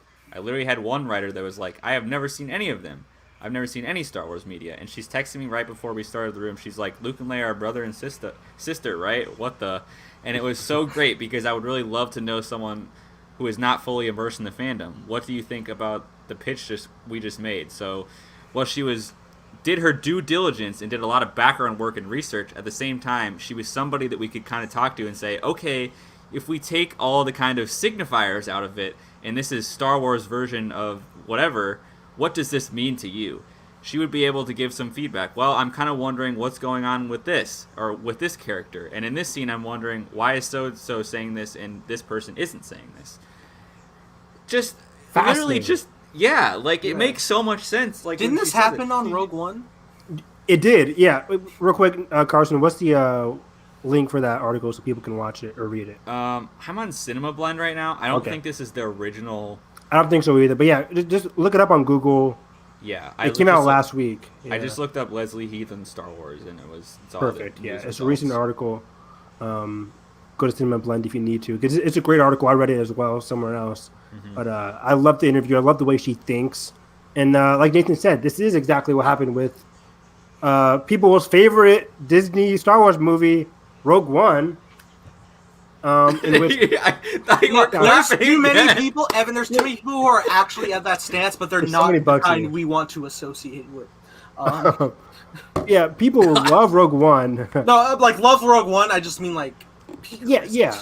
There's people that love Rogue One, but also don't realize Tony Gilroy doesn't love Star Wars, guys. It's like, but he's showrunning He's showrunning Cassian. And he's showrunning Cassian. It doesn't matter, guys. Come on. You don't have to be a Star Wars fan to be a good writer. Thank you. Yeah. And the impact of Star Wars is often beyond Star Wars. And so even if you haven't been immersed in Star Wars like we are, you're still impacted by Star Wars and how your pop culture has been shaped to you and how you become to understand writing, because obviously how big of an impact it's had for over 40 years. Yep. So I don't understand the argument that writing is all about qualifications on a sheet of naming what's a plant on Coruscant. Like, that's just as... Imagine, like, if, like, with the MCU, like, here's a new project. How they haven't seen all 25 installments of you haven't read WandaVision, the comic where Vision does the... Like, come on. Come on. Exactly. It doesn't matter, guys. You have to be a great writer, great perspectives. I love the way she's having people... Oh, you're writing Moon Knight? Ideas. When the fuck did Howard the Duck first appear? Don't even know. Yeah. Oh, you're writing conflict and emotional growth? How dare you? It's comedy. I love the way Leslie's talking right now. I love the way she's setting up her... Jesus Christ. Evan, the way that looked made it look like... Okay, I know you're dealing with like a gnat, but like it was like it was like Leslie is like in the other room having a board meeting, and you were like, "Oh, I hear she's saying." She's in the back. Yeah, Leslie, 2023, guys, maybe. You can't come on the podcast right now. Wait till next week. We'll have you on the podcast. I will kill this bug after this podcast. But I love the way she's setting up this show. I cannot wait for this show. I'm very excited. Of course, people are still theorizing. Plagueis is going to be in the show. It's about the rise of the dark side. I'm like, guys, I'm bored with Palpatine. stop. Palpatine's not going to be. He could be in it, but I don't think so. And I don't think Plagueis is going to be in it. But it's a mystery thriller with the dark side. I mean, come on. I'm in. I'm in. I'm and excited. then, what was the other rumor that they're going to start casting soon? Or Oh, yeah. was this the same thing we heard? This earlier? was a rumor from Discussing Film, but they deleted their tweet, and I couldn't find the article again. But I found it on other articles. Either way, filming, and I think Jordan Mason also reflected this as well. Acolyte is to begin filming in February 2022. Even if that's not exactly accurate, we can assume Acolyte will begin filming in early 2022. And with a person of color woman as the lead. Yeah, I think this film's before Orlando, for sure. I think so as well. Yeah. I think Lando is still in the script phase, probably. Yeah. But yeah, I think Acolyte and Lando probably in the same year, though. But yeah, Acolyte filming February 2022 with a probably early 2023 release date, I would assume. I hope so. I hope so.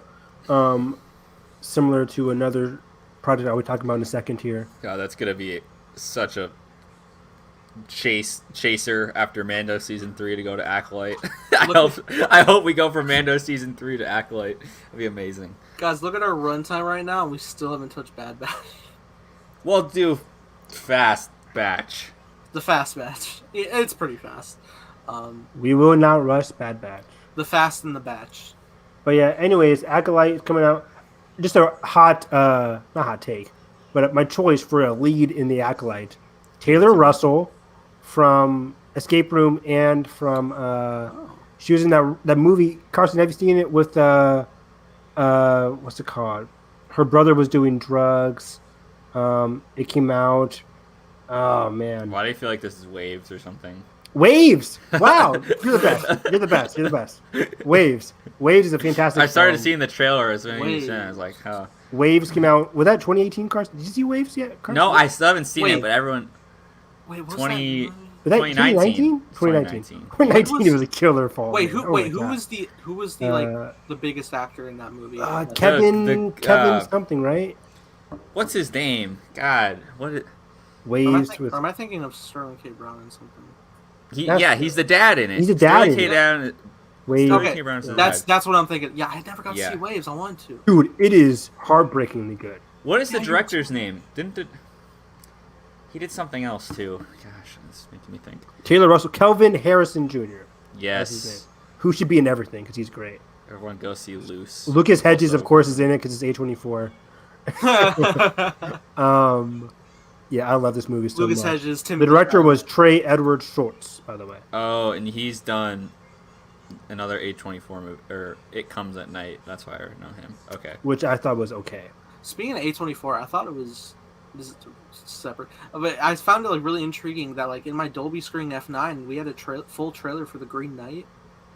We did too. Amazing. And I was like, it's a summer blockbuster, baby. Yeah, I was like, what the fuck, A24? All right. The Dev Patel summer. Also, that was the first time seeing that new trailer, and I was like, shit. Yeah. This is the blockbuster we deserve. I got a trailer for Green Knight and then Sing 2. I'm like, I had Green Knight, I had Sing 2, I had Old and Escape Room, but then I also had Space Jam, and it's like, what is happening? Well, it was all over the place. I was late, and I made it what a surprise. Exactly on time for the Jurassic World special look. So it was right, you did the IMAX. We saw it in IMAX. Yeah. Oh, we keep getting complaints, by the way, that people are in the wrong theater. Have they been to Coco and endured the pain of Olaf's 19 minutes frozen adventure? 19 minutes! No, you know what? God damn it! I keep telling you, Carson, rewatch it. It's not bad.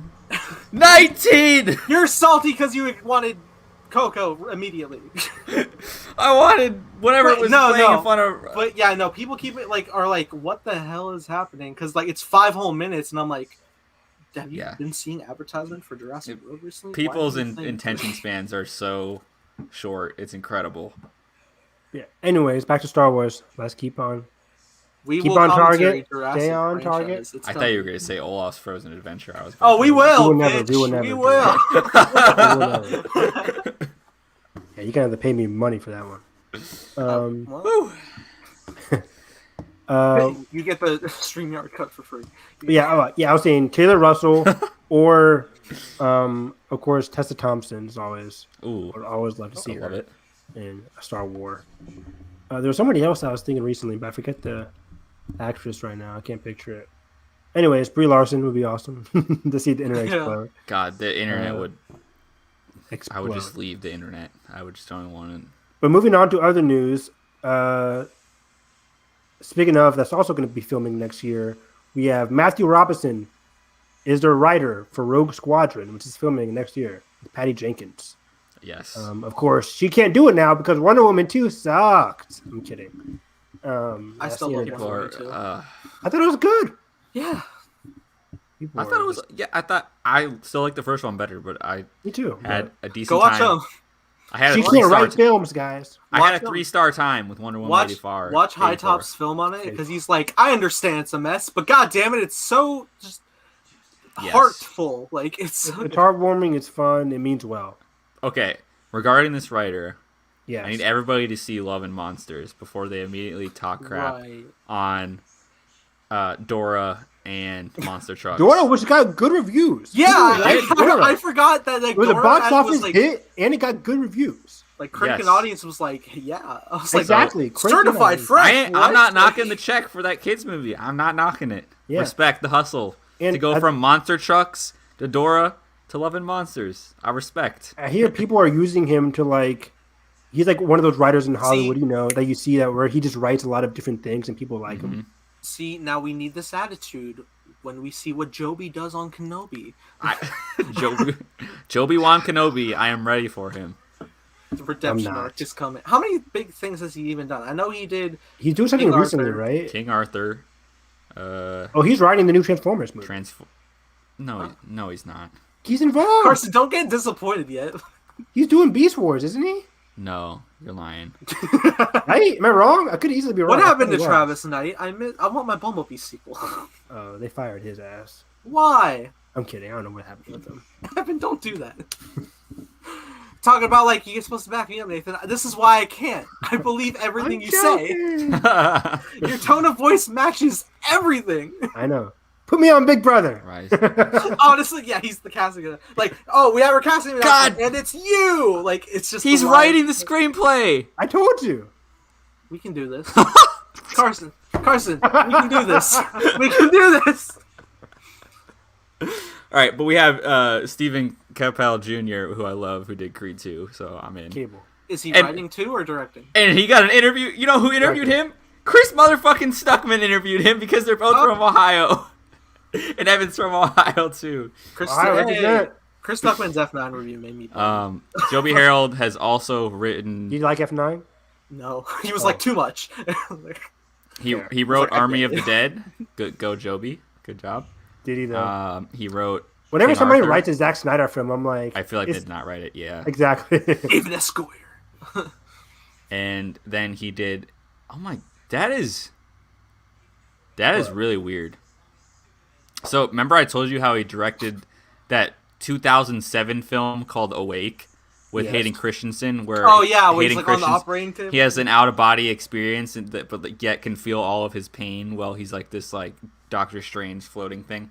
Terrified. Anyway, so that was 2007, and he didn't get another writing gig until King Arthur: Legend of the Sword In 2016, right? in 2016. Yeah, 14.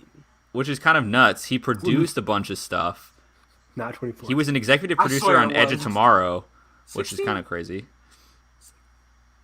Maybe. Legend of the Sword is 2016, right, Carson? Yeah, it's probably 16. No, it's 2017. Oh, we're all. I was close enough. Maybe it is. I was thinking back to like how I went to the pre-screening of King Arthur: Legend of the Sword. 2014 just is too good of a year for King Arthur. 2014. Every time I think of 2014, I would think of the day I had a double feature of Edge of Tomorrow and Days of Future Past. Cinema. Gosh. On the last day of school. It was like fucking That's glorious. amazing. 2014 was also a great fall. Gone Girl, which is one of the best movies of all time. Yeah, so good. Nightcrawler. Did we get your favorite movie? What's that boxing movie? Isn't that Warrior? Did that come out that year? No, Warriors 2011, I thought. Okay. Gavin O'Connor, one of the Mine's best movies. Wait, are you thinking of Southpaw? Southpaw? I'm thinking of Southpaw. Yeah. That was 2015. Okay, that's what I was thinking. Because it came out the same year as Creed. Yes. Southpaw, where they Scott killed the girl, Man's Rachel over here in McAdams. heaven. God damn it. Spoiler alert. It's fine. Doctor Strange 2 is bringing her back. Are they? Yes. Yes. Okay. It was iffy there for a second. I It think was. I was like, what the fuck? And then Feige Yes, was he like, is. no. Bam. Yeah, but yeah, I'm confident in Matthew Robinson going back to Rogue Squadron. I like having these writers that don't have a lot of credits because when they get brought into Star Wars, you never know what's going to happen, and I'm excited for it. We still don't know the time era for Rogue Squadron. I again would assume it is Imagine I a don't know. world. Imagine a post Rise of world Skywalker? where Jon Favreau never saw Star Wars, and what Mando would truly be. Better. Damn. My head is like Joby Harold credits, Mando, jumbled. Anyways, Stay on I also target. feel really bad every time I Stay rag on on target. Mando because I love Pedro so much, and I know he cares so much about. Oh, this Pedro shit. kills it in the role. Kind of. Oh yeah, he does. That's the thing. We want more. We want the focus. To It's stay. not his best role, but he's good. Yeah, but like yeah. Keep it going. anyways, so Watch Love and Monsters is the takeaway from Yes, that. Dylan O'Brien is fantastic. And 2023 Christmas time can't come enough. I can't wait to go to a 2023, Star Wars guys. movie. Acolyte and Rogue Squadron. Ooh, Leslie Hewlin, Patty As Evan Jenkins in would the same say. year. Woo-wee! In the same year. I can't whistle. That's why I say can't whistle woo-wee. either. You're the only one that can whistle, Nathan. know. I can barely. I barely can whistle. Yeah, for so many years I was like, they were just like, Let's yeah, not just do it on the this. pod. They were like, just do this, and I was like, "Ow." Yeah. You're bad at teaching whistling if you just say like, just do it. I Like, hate people do that. Have it all the time. it feels growing like up. we're the fucking Star Wars cast, and George is like, I wrote it, do that, and Harrison's like, you can't just do that. Yeah. Just say this. Ugh. Ugh. Carrie's in her chair, just crossing out lines. George is trash. We're rewriting. You can type this stuff, but you can't say it. You can express this stuff, but you can't whistle it. Okay. Wow. Did we get through the news? We got I through the think news. I have an animated film discussion because I want to talk about like Lord of the Rings film, but we can see that for a different time. Yeah, let's make that another topic someday. You finished Into the Dark. We could do that another time as well. Yeah. I started Squadrons barely. Can you fly? Is it hard? It's you can control the speed. I like the look of like the cockpit and how like you can have your display to actually figure out what shit you need, which is cool. And I like the campaign starting out so far. And it's also really cool the way you can choose like which avatar you decide to play as in the role, and you get to choose their vocal cords as well, like what they sound like, which is really cool. And you can name your pilot as well, so that's fun. And you for both your Imperial and Rebellion. Different sides, which they bounce back and forth with. So you don't do one campaign and then the other. It's intermediate. I like that. It's I like it too. I just realized, did we not fly in Fallen Order at all? No. No, it was just like a transport, like Fast choose your planet, travel. hyperspace, and you can walk on the ship, and then like take Yeah, a seat, yeah. But I just realized like there was no like flying. combat. I wonder if they'll add that.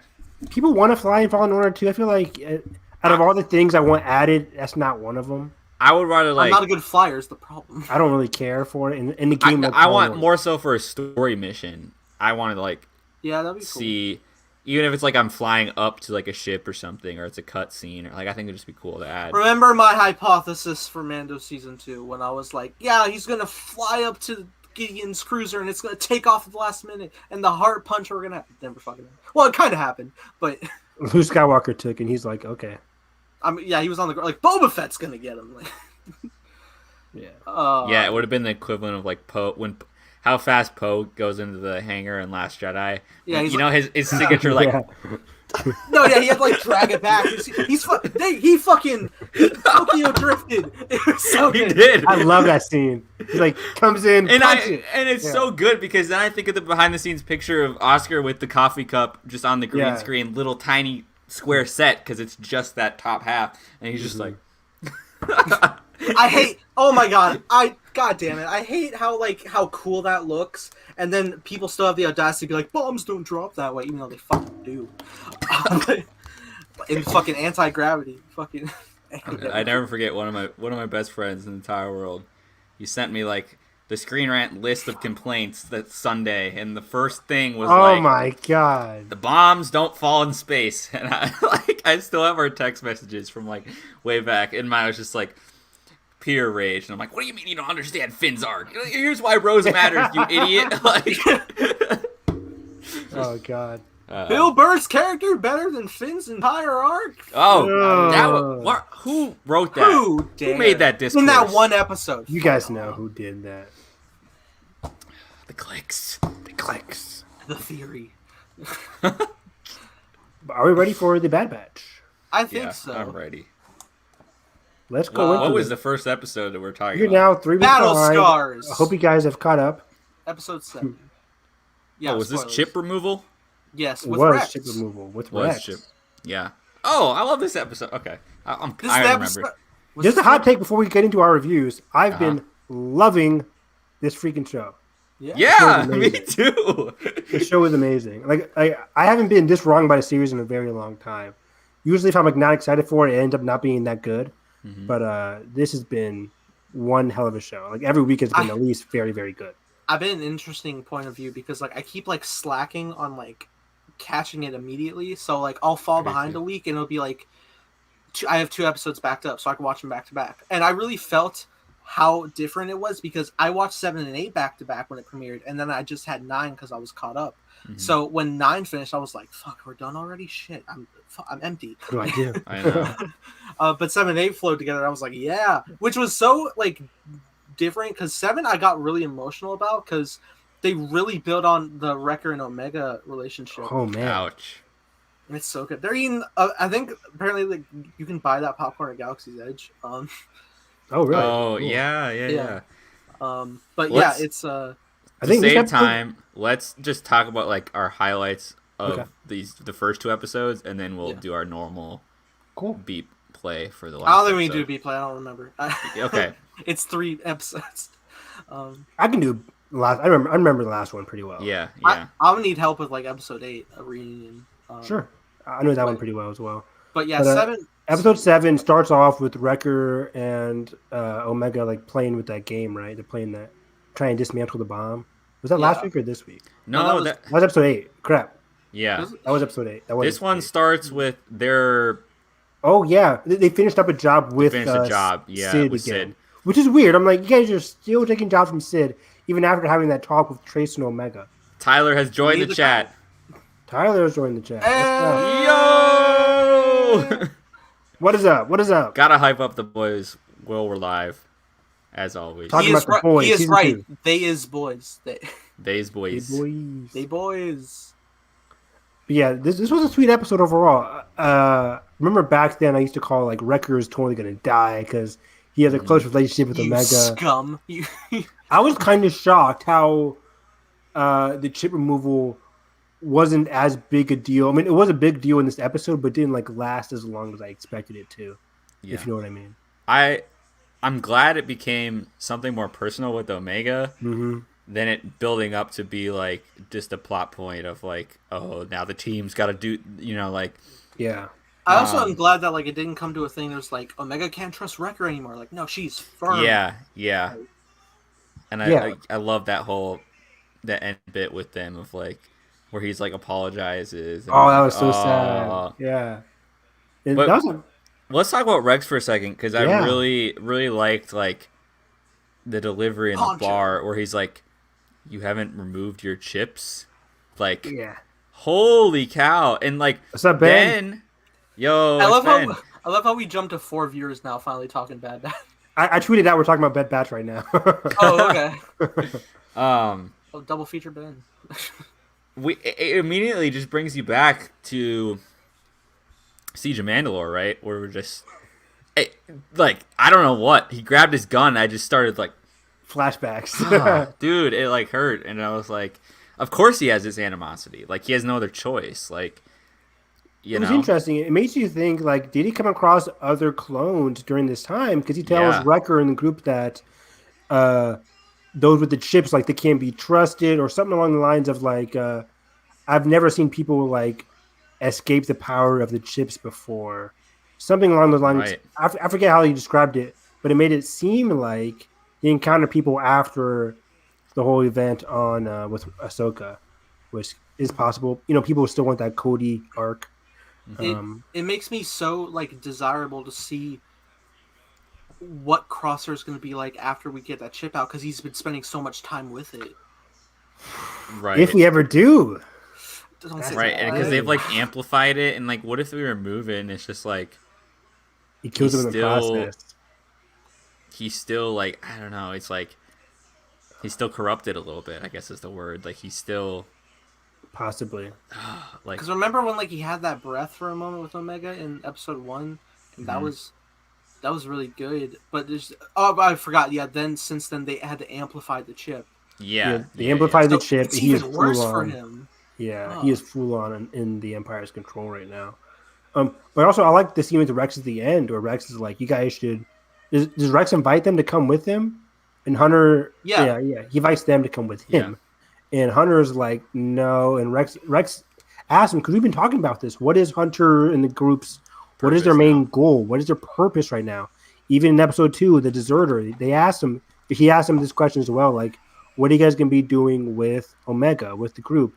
And Hunter is on this where he wants to continue being like this father figure role to Omega, but doesn't want to be like in a big war thing. He doesn't want to get into the rebellion phase just yet. He wants to continue.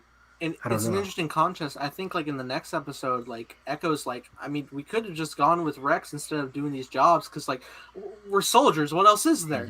Exactly. Yeah. And it goes right. I think in episode 8. Yeah, it goes right into they don't have money, so they have to go scavenge this ship. Like, yeah, you know, in Echo, like he said, like, this is not who we are. We're Clone Force 99. Our purpose shouldn't be to go scavenge parts and ships to pay off Sid. And then what? What happens after we pay off Sid? Right. It's like, what are we going to be doing for the rest of our lives? We have to have a purpose. We have to group up with the Rex. I know damn well Sid for the right place. Sid would sell them out for info, for sure. Exactly. And they know that, too. They know Sid's not to be trustworthy or trusted. So it's a very interesting like psychology and very interesting mindset that Hunter has. Because Hunter is the one leading the group down this path. So you know what? Gosh, I'm so glad I started this. In the early Vader comic that I was reading last night, there's a scene on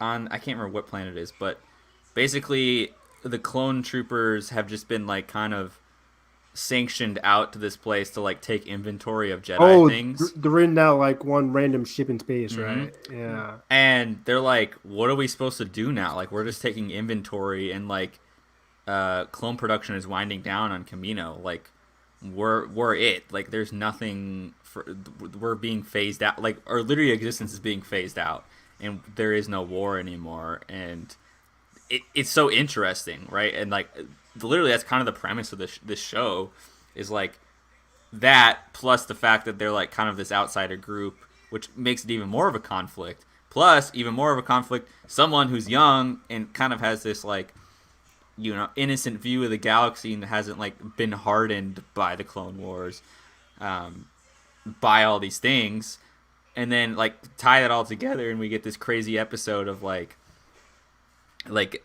what are we supposed to do? Like, we probably should have went with him, but like, what do we do now? And it's so fascinating. It's so interesting. It's the main question I have for the rest of the season in terms of what Hunter. We'll talk about what happened in the recent episode, but like, what's Hunter's new prerogative? What's their group's prerogative going to be in terms of protecting Omega and moving on with their lives? Like, what is their main goal going to be?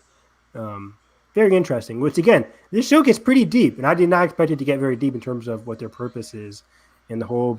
I wish they had longer than 20 minutes. I know, right? But that's animation for you.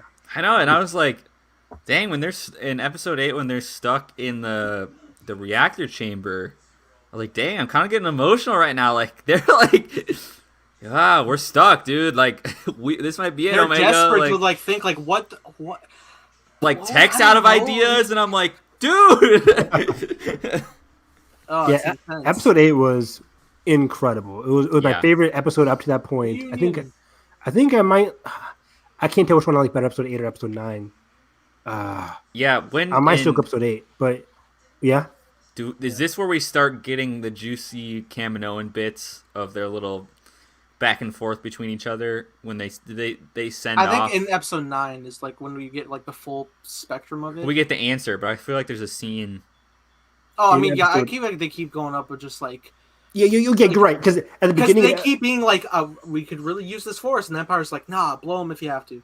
Yeah, at the beginning of episode 8, they realize that Crosshair comes in saying like there's been an alert on Ord Mantell. I forget. The junkyard planet from Fallen Order. But there's an alert. Crosshair's like, that is Clone Force 99. We gotta get them. Empire's like, okay, kill Clone Force 99, including Omega. And that's when we get to the Kaminoans. Yeah, exactly. I think so too, Tyler. The stakes are incredible in this whole series, especially because we don't know who lives and who dies. But then the Kaminoans are like, or one of them, I forget the name right now. I think Nala Se is the one that says like, we want Omega back, but we only want Omega back in order to kill her, get her DNA, and they expand more on that in episode 9. Episode 9.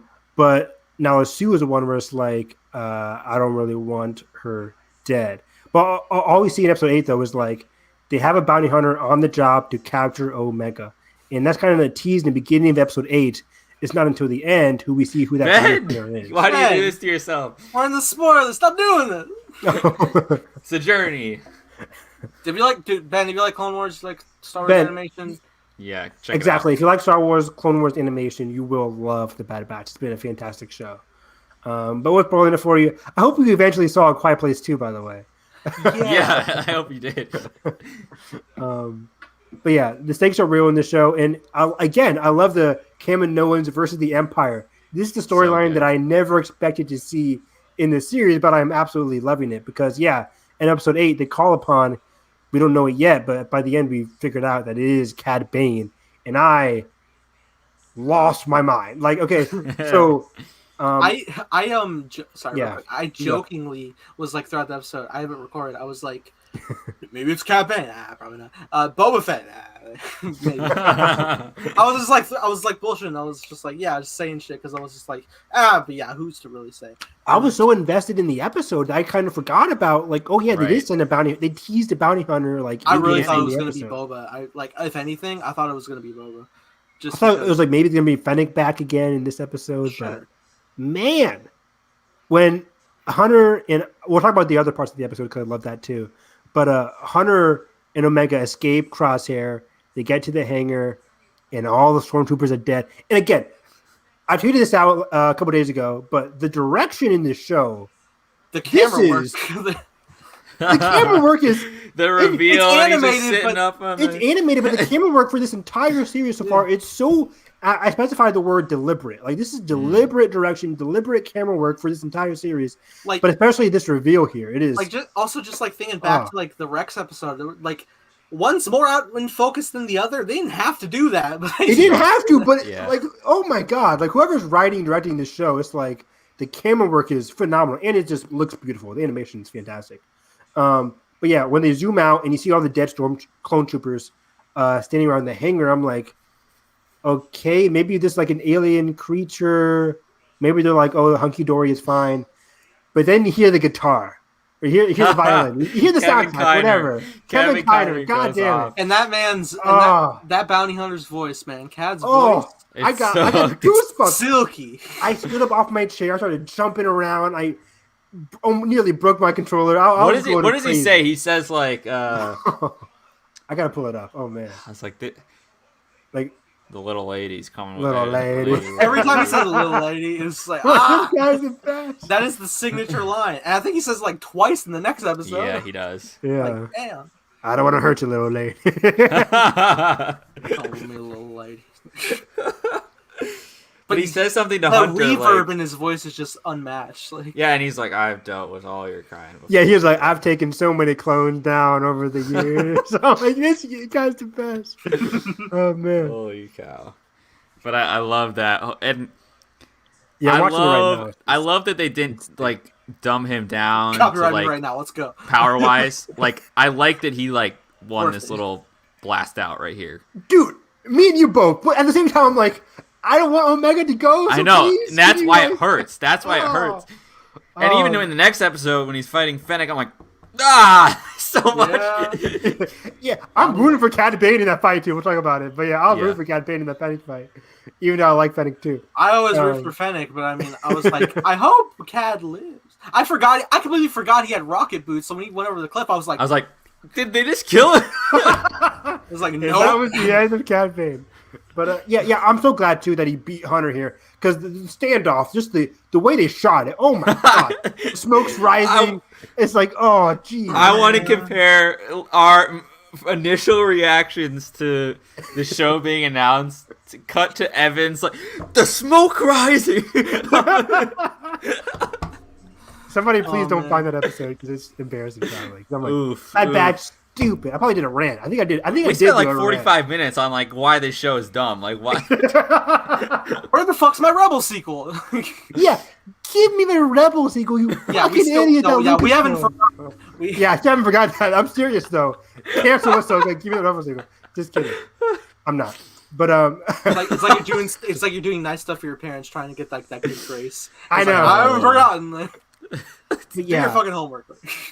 Oh my god. I mean, the amount of excitement just seeing Cad Bane there. And let's get into this now. Like, this isn't a cameo just for the sake of cameo. This makes sense Right. completely. We even theorized it like an episode prior. We're like, we could see Cad Bane show up if we see Fennec. Right, like 3 episodes ago, we're like, Yeah. Like, this is the perfect time for Cad Bane to show up. It makes complete sense. Also, But yeah. yeah, now that I've like properly like seen the final episode and like seen the character design, out of Evan's worry, I think this is post duel with Boba Oh, yes. Fett with the head, because I don't think he had that before, right? No, yeah. People have been telling me that because I don't really pay attention to what they look like. But yeah, a lot of people have been telling me that in episode 9, when he takes off the hat, he has a metal plate over his head or something like that. He doesn't like really remove it all the way. It's like it kicks back, but then he just, Mhm. like, I think he's properly like just like I don't look at So most people theorize this takes place after the Boba Fett thing, which I was very excited about because, again, it's a deleted scene. It never saw the light of day. But I was just never a fan, even as a deleted scene. I like the idea of Boba Fett training with Cad Bane. only The time idea of the arc sounds cool. only every time I saw that was from a like audience recording the celebration. So yeah, me too. I was there in the audience. I saw it. You Yeah, were there? yeah. Remember, it's 2017. I only attended the Last Jedi panel in 2017. Oh, yeah. I was there all, One day only. all the days. I remember I showed up late, so it was at the end of the deleted scene reel. But I saw the whole thing of where like I'm so Yeah. oversaturated because like I went the one day in 2017 and then we got 5 fucking days in Chicago. So now when we go to 4, I'm gonna be like, damn, it's not enough. We've been One robbed. more. Okay. give me more. But yeah, I was just never a fan of the deleted scene. I like the idea of Cad Bane training Cad Bane training Boba Fett. The idea of that arc sounds fascinating. But I just never liked the idea of them having a shootout and then you see Cad Bane's hat fall off, insinuating that he's dead. Thank God he's not. And then Boba getting the dent that we Boba know. giving his dent. I'm like, it just doesn't lead to anything. It feels like, oh, that solves the answer. That's how he got the dent on his helmet, It's a guys. cool thing, right? It's a cool thing, right? But I'm like I now, guess. I like the idea if you like plug it into the story now because it feels like Yeah. they're gearing up to have Boba again because they're like now further discussing. We only had one other clone, codename Alpha. Oh, interesting. From the original gene splice of Django unaltered to accelerate growth. So it's like Boba's like out in the fucking wild. Like we don't know where. Like the Which is Kaminoans interesting. don't know Kaminoans can't track down Boba, but they can easily track down like Omega. I'm like, Boba Fett's making a name for himself. You guys can't find him? He's Well, a famous bounty hunter at this point. Is he? Oh, okay. Right? I mean, I guess we don't really. I feel like he's like, in terms of like the rankings, you would put Fennec's new right now. Fennec's brand new bounty hunter. I need Probably to like- probably watch probably like a all the year or Clone two. Wars stuff that like fleshes out all the Boba stuff because I'm not as fluent with it. I'm thinking of Dark Disciple, which takes place towards the latter half of the Clone Wars. It was supposed to be an episode of the Clone God, Wars. talk about a And- book. Oh and- my god, it's so good. Yeah. That But book. in that series, Obi-Wan encounters Boba Fett, Tanway. Yeah, Tanway dies. Rip. Only reason I recognize Ton Wee is because they Wee. specifically said her name, because I remember Daniel Logan telling Tamora in episode 2 that like Ton Wee's here. Yeah. But yeah, which is also threw me for the ball. I was like, whoa, hey, movie Kaminoan's out. Oh shit! Like Yeah. in the middle of the firefight. But yeah, Boba Fett's in Dark Disciple, and in that he's like sitting in a bar in his Boba Fett armor, surrounded by other prominent bounty hunters. How tall is he? How tall is he now? Carson, do you remember how they described him? He appeared young, of course. He was young, but he was a bit older than the last time we saw him in the Clone Wars, where he was getting betrayed by Asajj, or something like that. Yeah, but he was older. Something like that. He had like a crew cut at a point too, right? Yeah. So either way, I think he's like early, and of course he grows. So I don't really know his ages, but he's making a name for himself. Probably not like as popular Clone Wars as now. Fennec. It's only been like 3 years max. Like exactly. So, so he's making a name for himself. I think Fennec is still like on the higher end of that ranking. She seems to be doing quite well, even though she is confirmed to be new. But yeah, I can see like them like if we ever get to the point like getting Boba back into the mix, and like maybe just like the stuff with the Bad Batch, that maybe like we get his point of view of story leading to like the interaction with Cad Bane stuff. They maybe like actually fully animate that duel, and then like Cad with the thing now. Yeah, it's interesting. If in terms of flashback, are you saying? Yeah, I mean, for all we know, the Bad Batch could be leading to like a like War Bounty Hunter type storyline with Omega. We could, yeah. I mean, I can definitely see Boba Fett popping up in the show, probably having maybe Boba Fett encounters Fennec, and that's how we leads into what we see in The Mandalorian, where they seem to already know each other. Yeah. So that would be interesting seeing Boba Fett in the show. I think it's definitely a possibility after episode 9. Well, I also really want to get into episode 8. Oh, of course you did, Carson. That's a little creepy. Oh, that is terrifying. You know what? I feel hope like Tyler's watching right now. You know what? I feel like that design of the Kaminoans in Attack of the Clones is just like the ultimate encapsulation of early 2000s sci-fi. It looks like another alien from another sci-fi movie.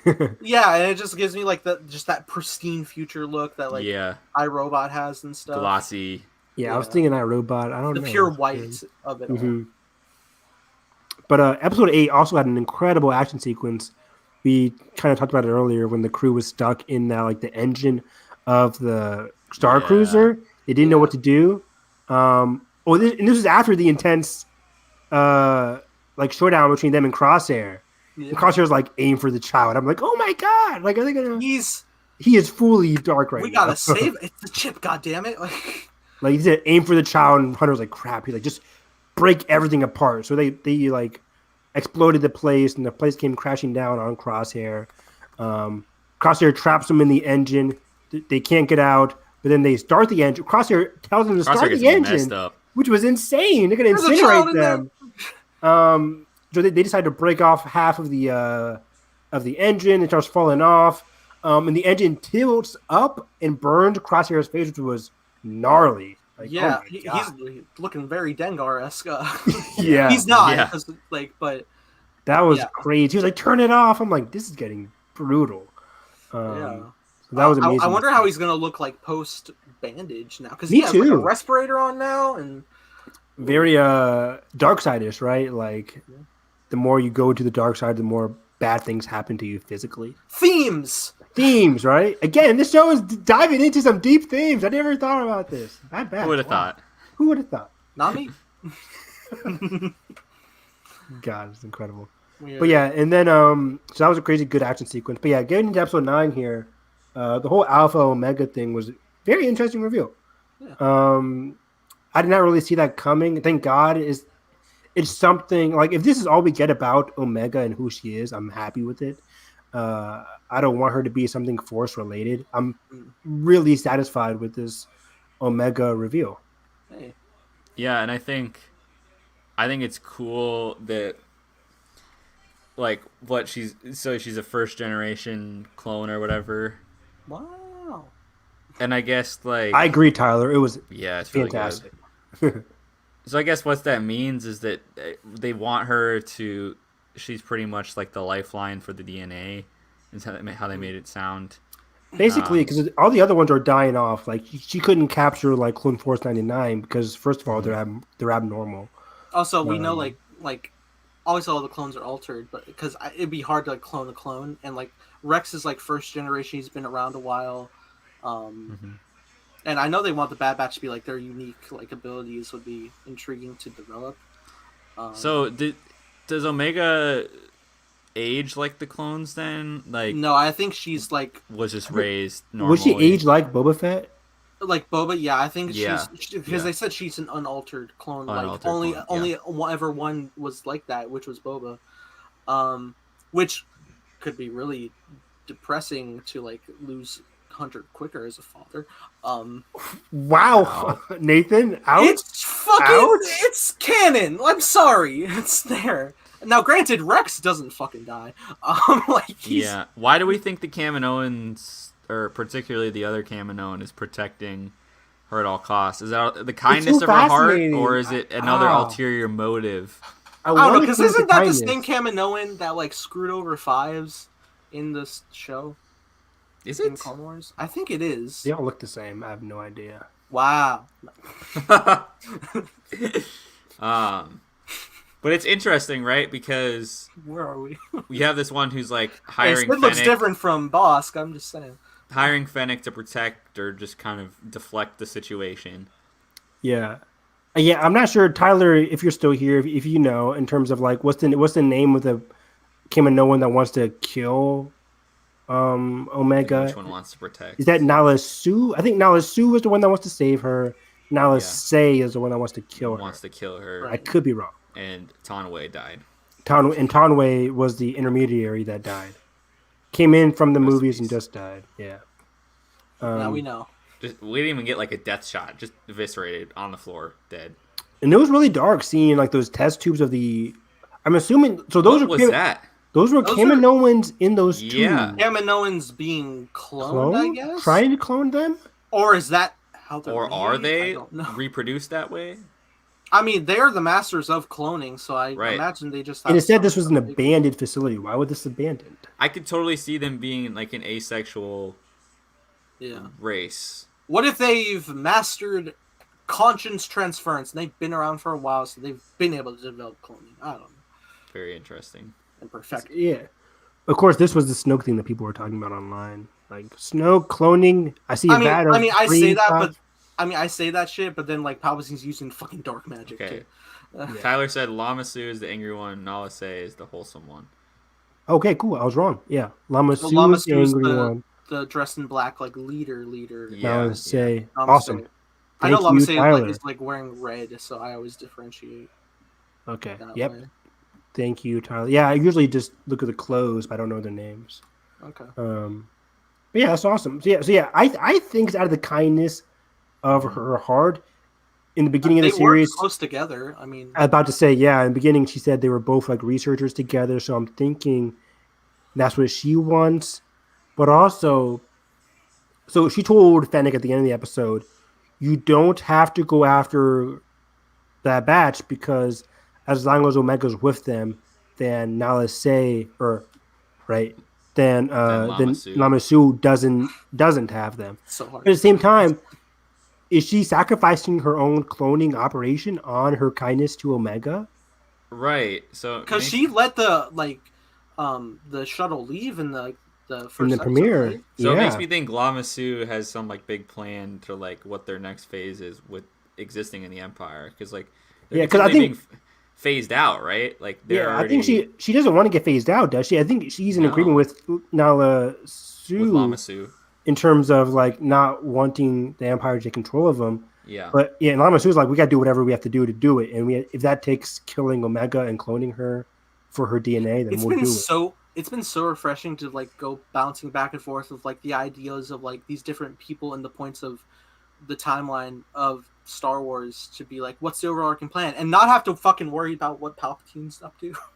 Right. and what's his involvement. Like, it's so nice. And who's he related to? Like, I'm so fascinated by this battle between the clones. I mean, the Kaminoans and the Empire. Like, what's going back and forth between them?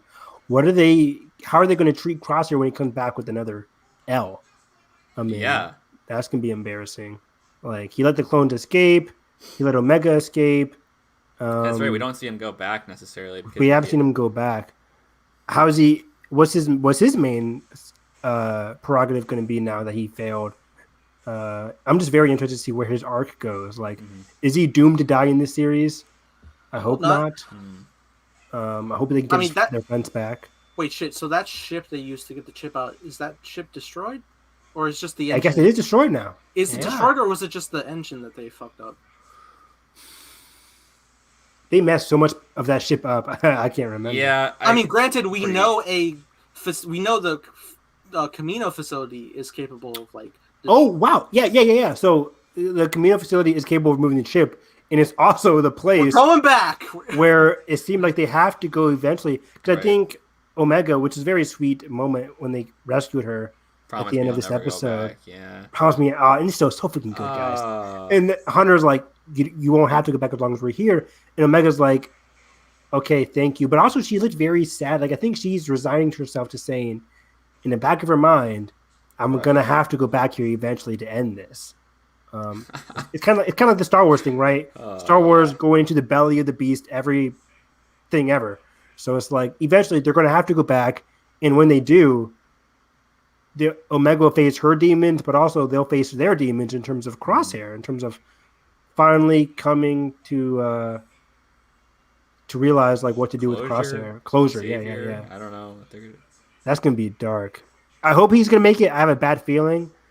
One of these members is gonna die, though. I'm just nervous. I'm still nervous. Do we get a season 2? I don't know what's happening. I'm actually hopeful for it now. I actually wouldn't mind it now. The 180, the Tokyo 180, Tokyo Drift. We have turned the corner. I honestly, I love like using that as terminology because like just like physically, yeah, you have to fucking like make that turn, like drift. The DK, right? It's so weird to think Sean himself is the DK. Whenever I think DK, I'm like, fucking Han. Like, how is he not? This show is just unbelievable. The score is always good. Kevin Kiner's been killing it this season. Yeah, and the score for episodes 1 through 8 is out on streaming now. Oh, sweet. And yeah, again, I don't feel like the show is doing a lot of cameos. People apparently have been complaining about that, but I'm like, do they think the Rancor is a cameo? Because it's kind of not.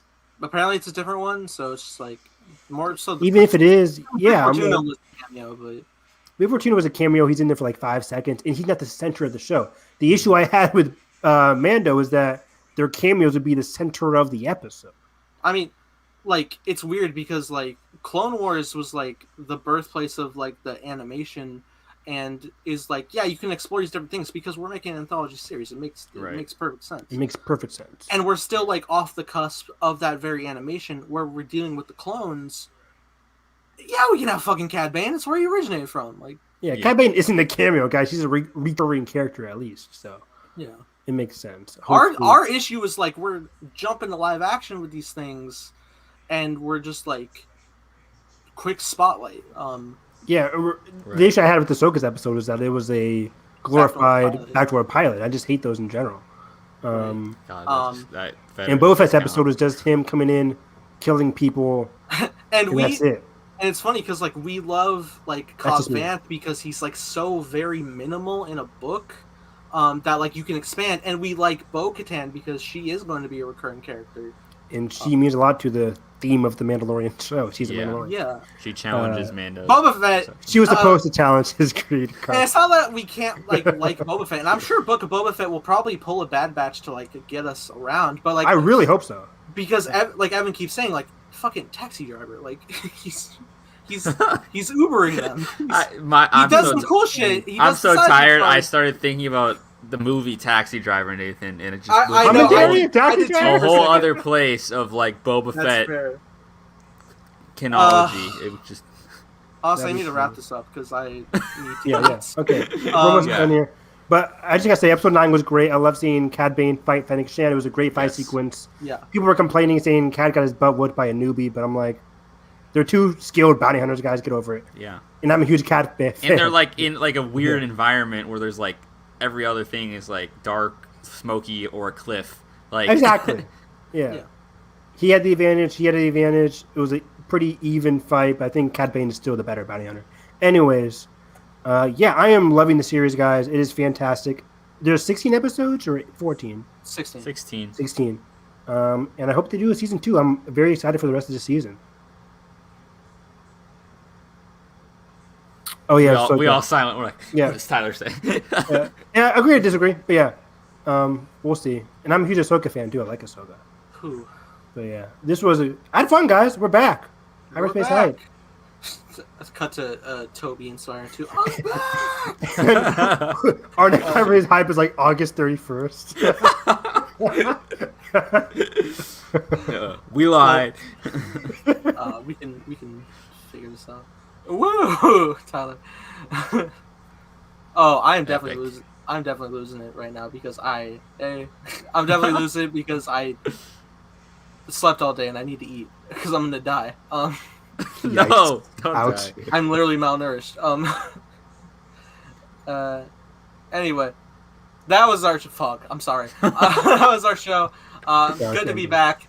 Evan, where can they find you? Find me on Twitter at HarrisEV9. Tomorrow, The Rising Storm comes out. So our next episode, I'll probably be giving my early thoughts on it. I want to take my time with this book. I don't want to rush it, even though I'm excited to just get through this book because I'm so excited. I have such a dilemma because I'm ordering the you're doing it special edition in the morning. Okay. 9 a.m. Evan. I have it in my calendar. I have the link I can't ready. do it. I need to get it the day The of. tote bag.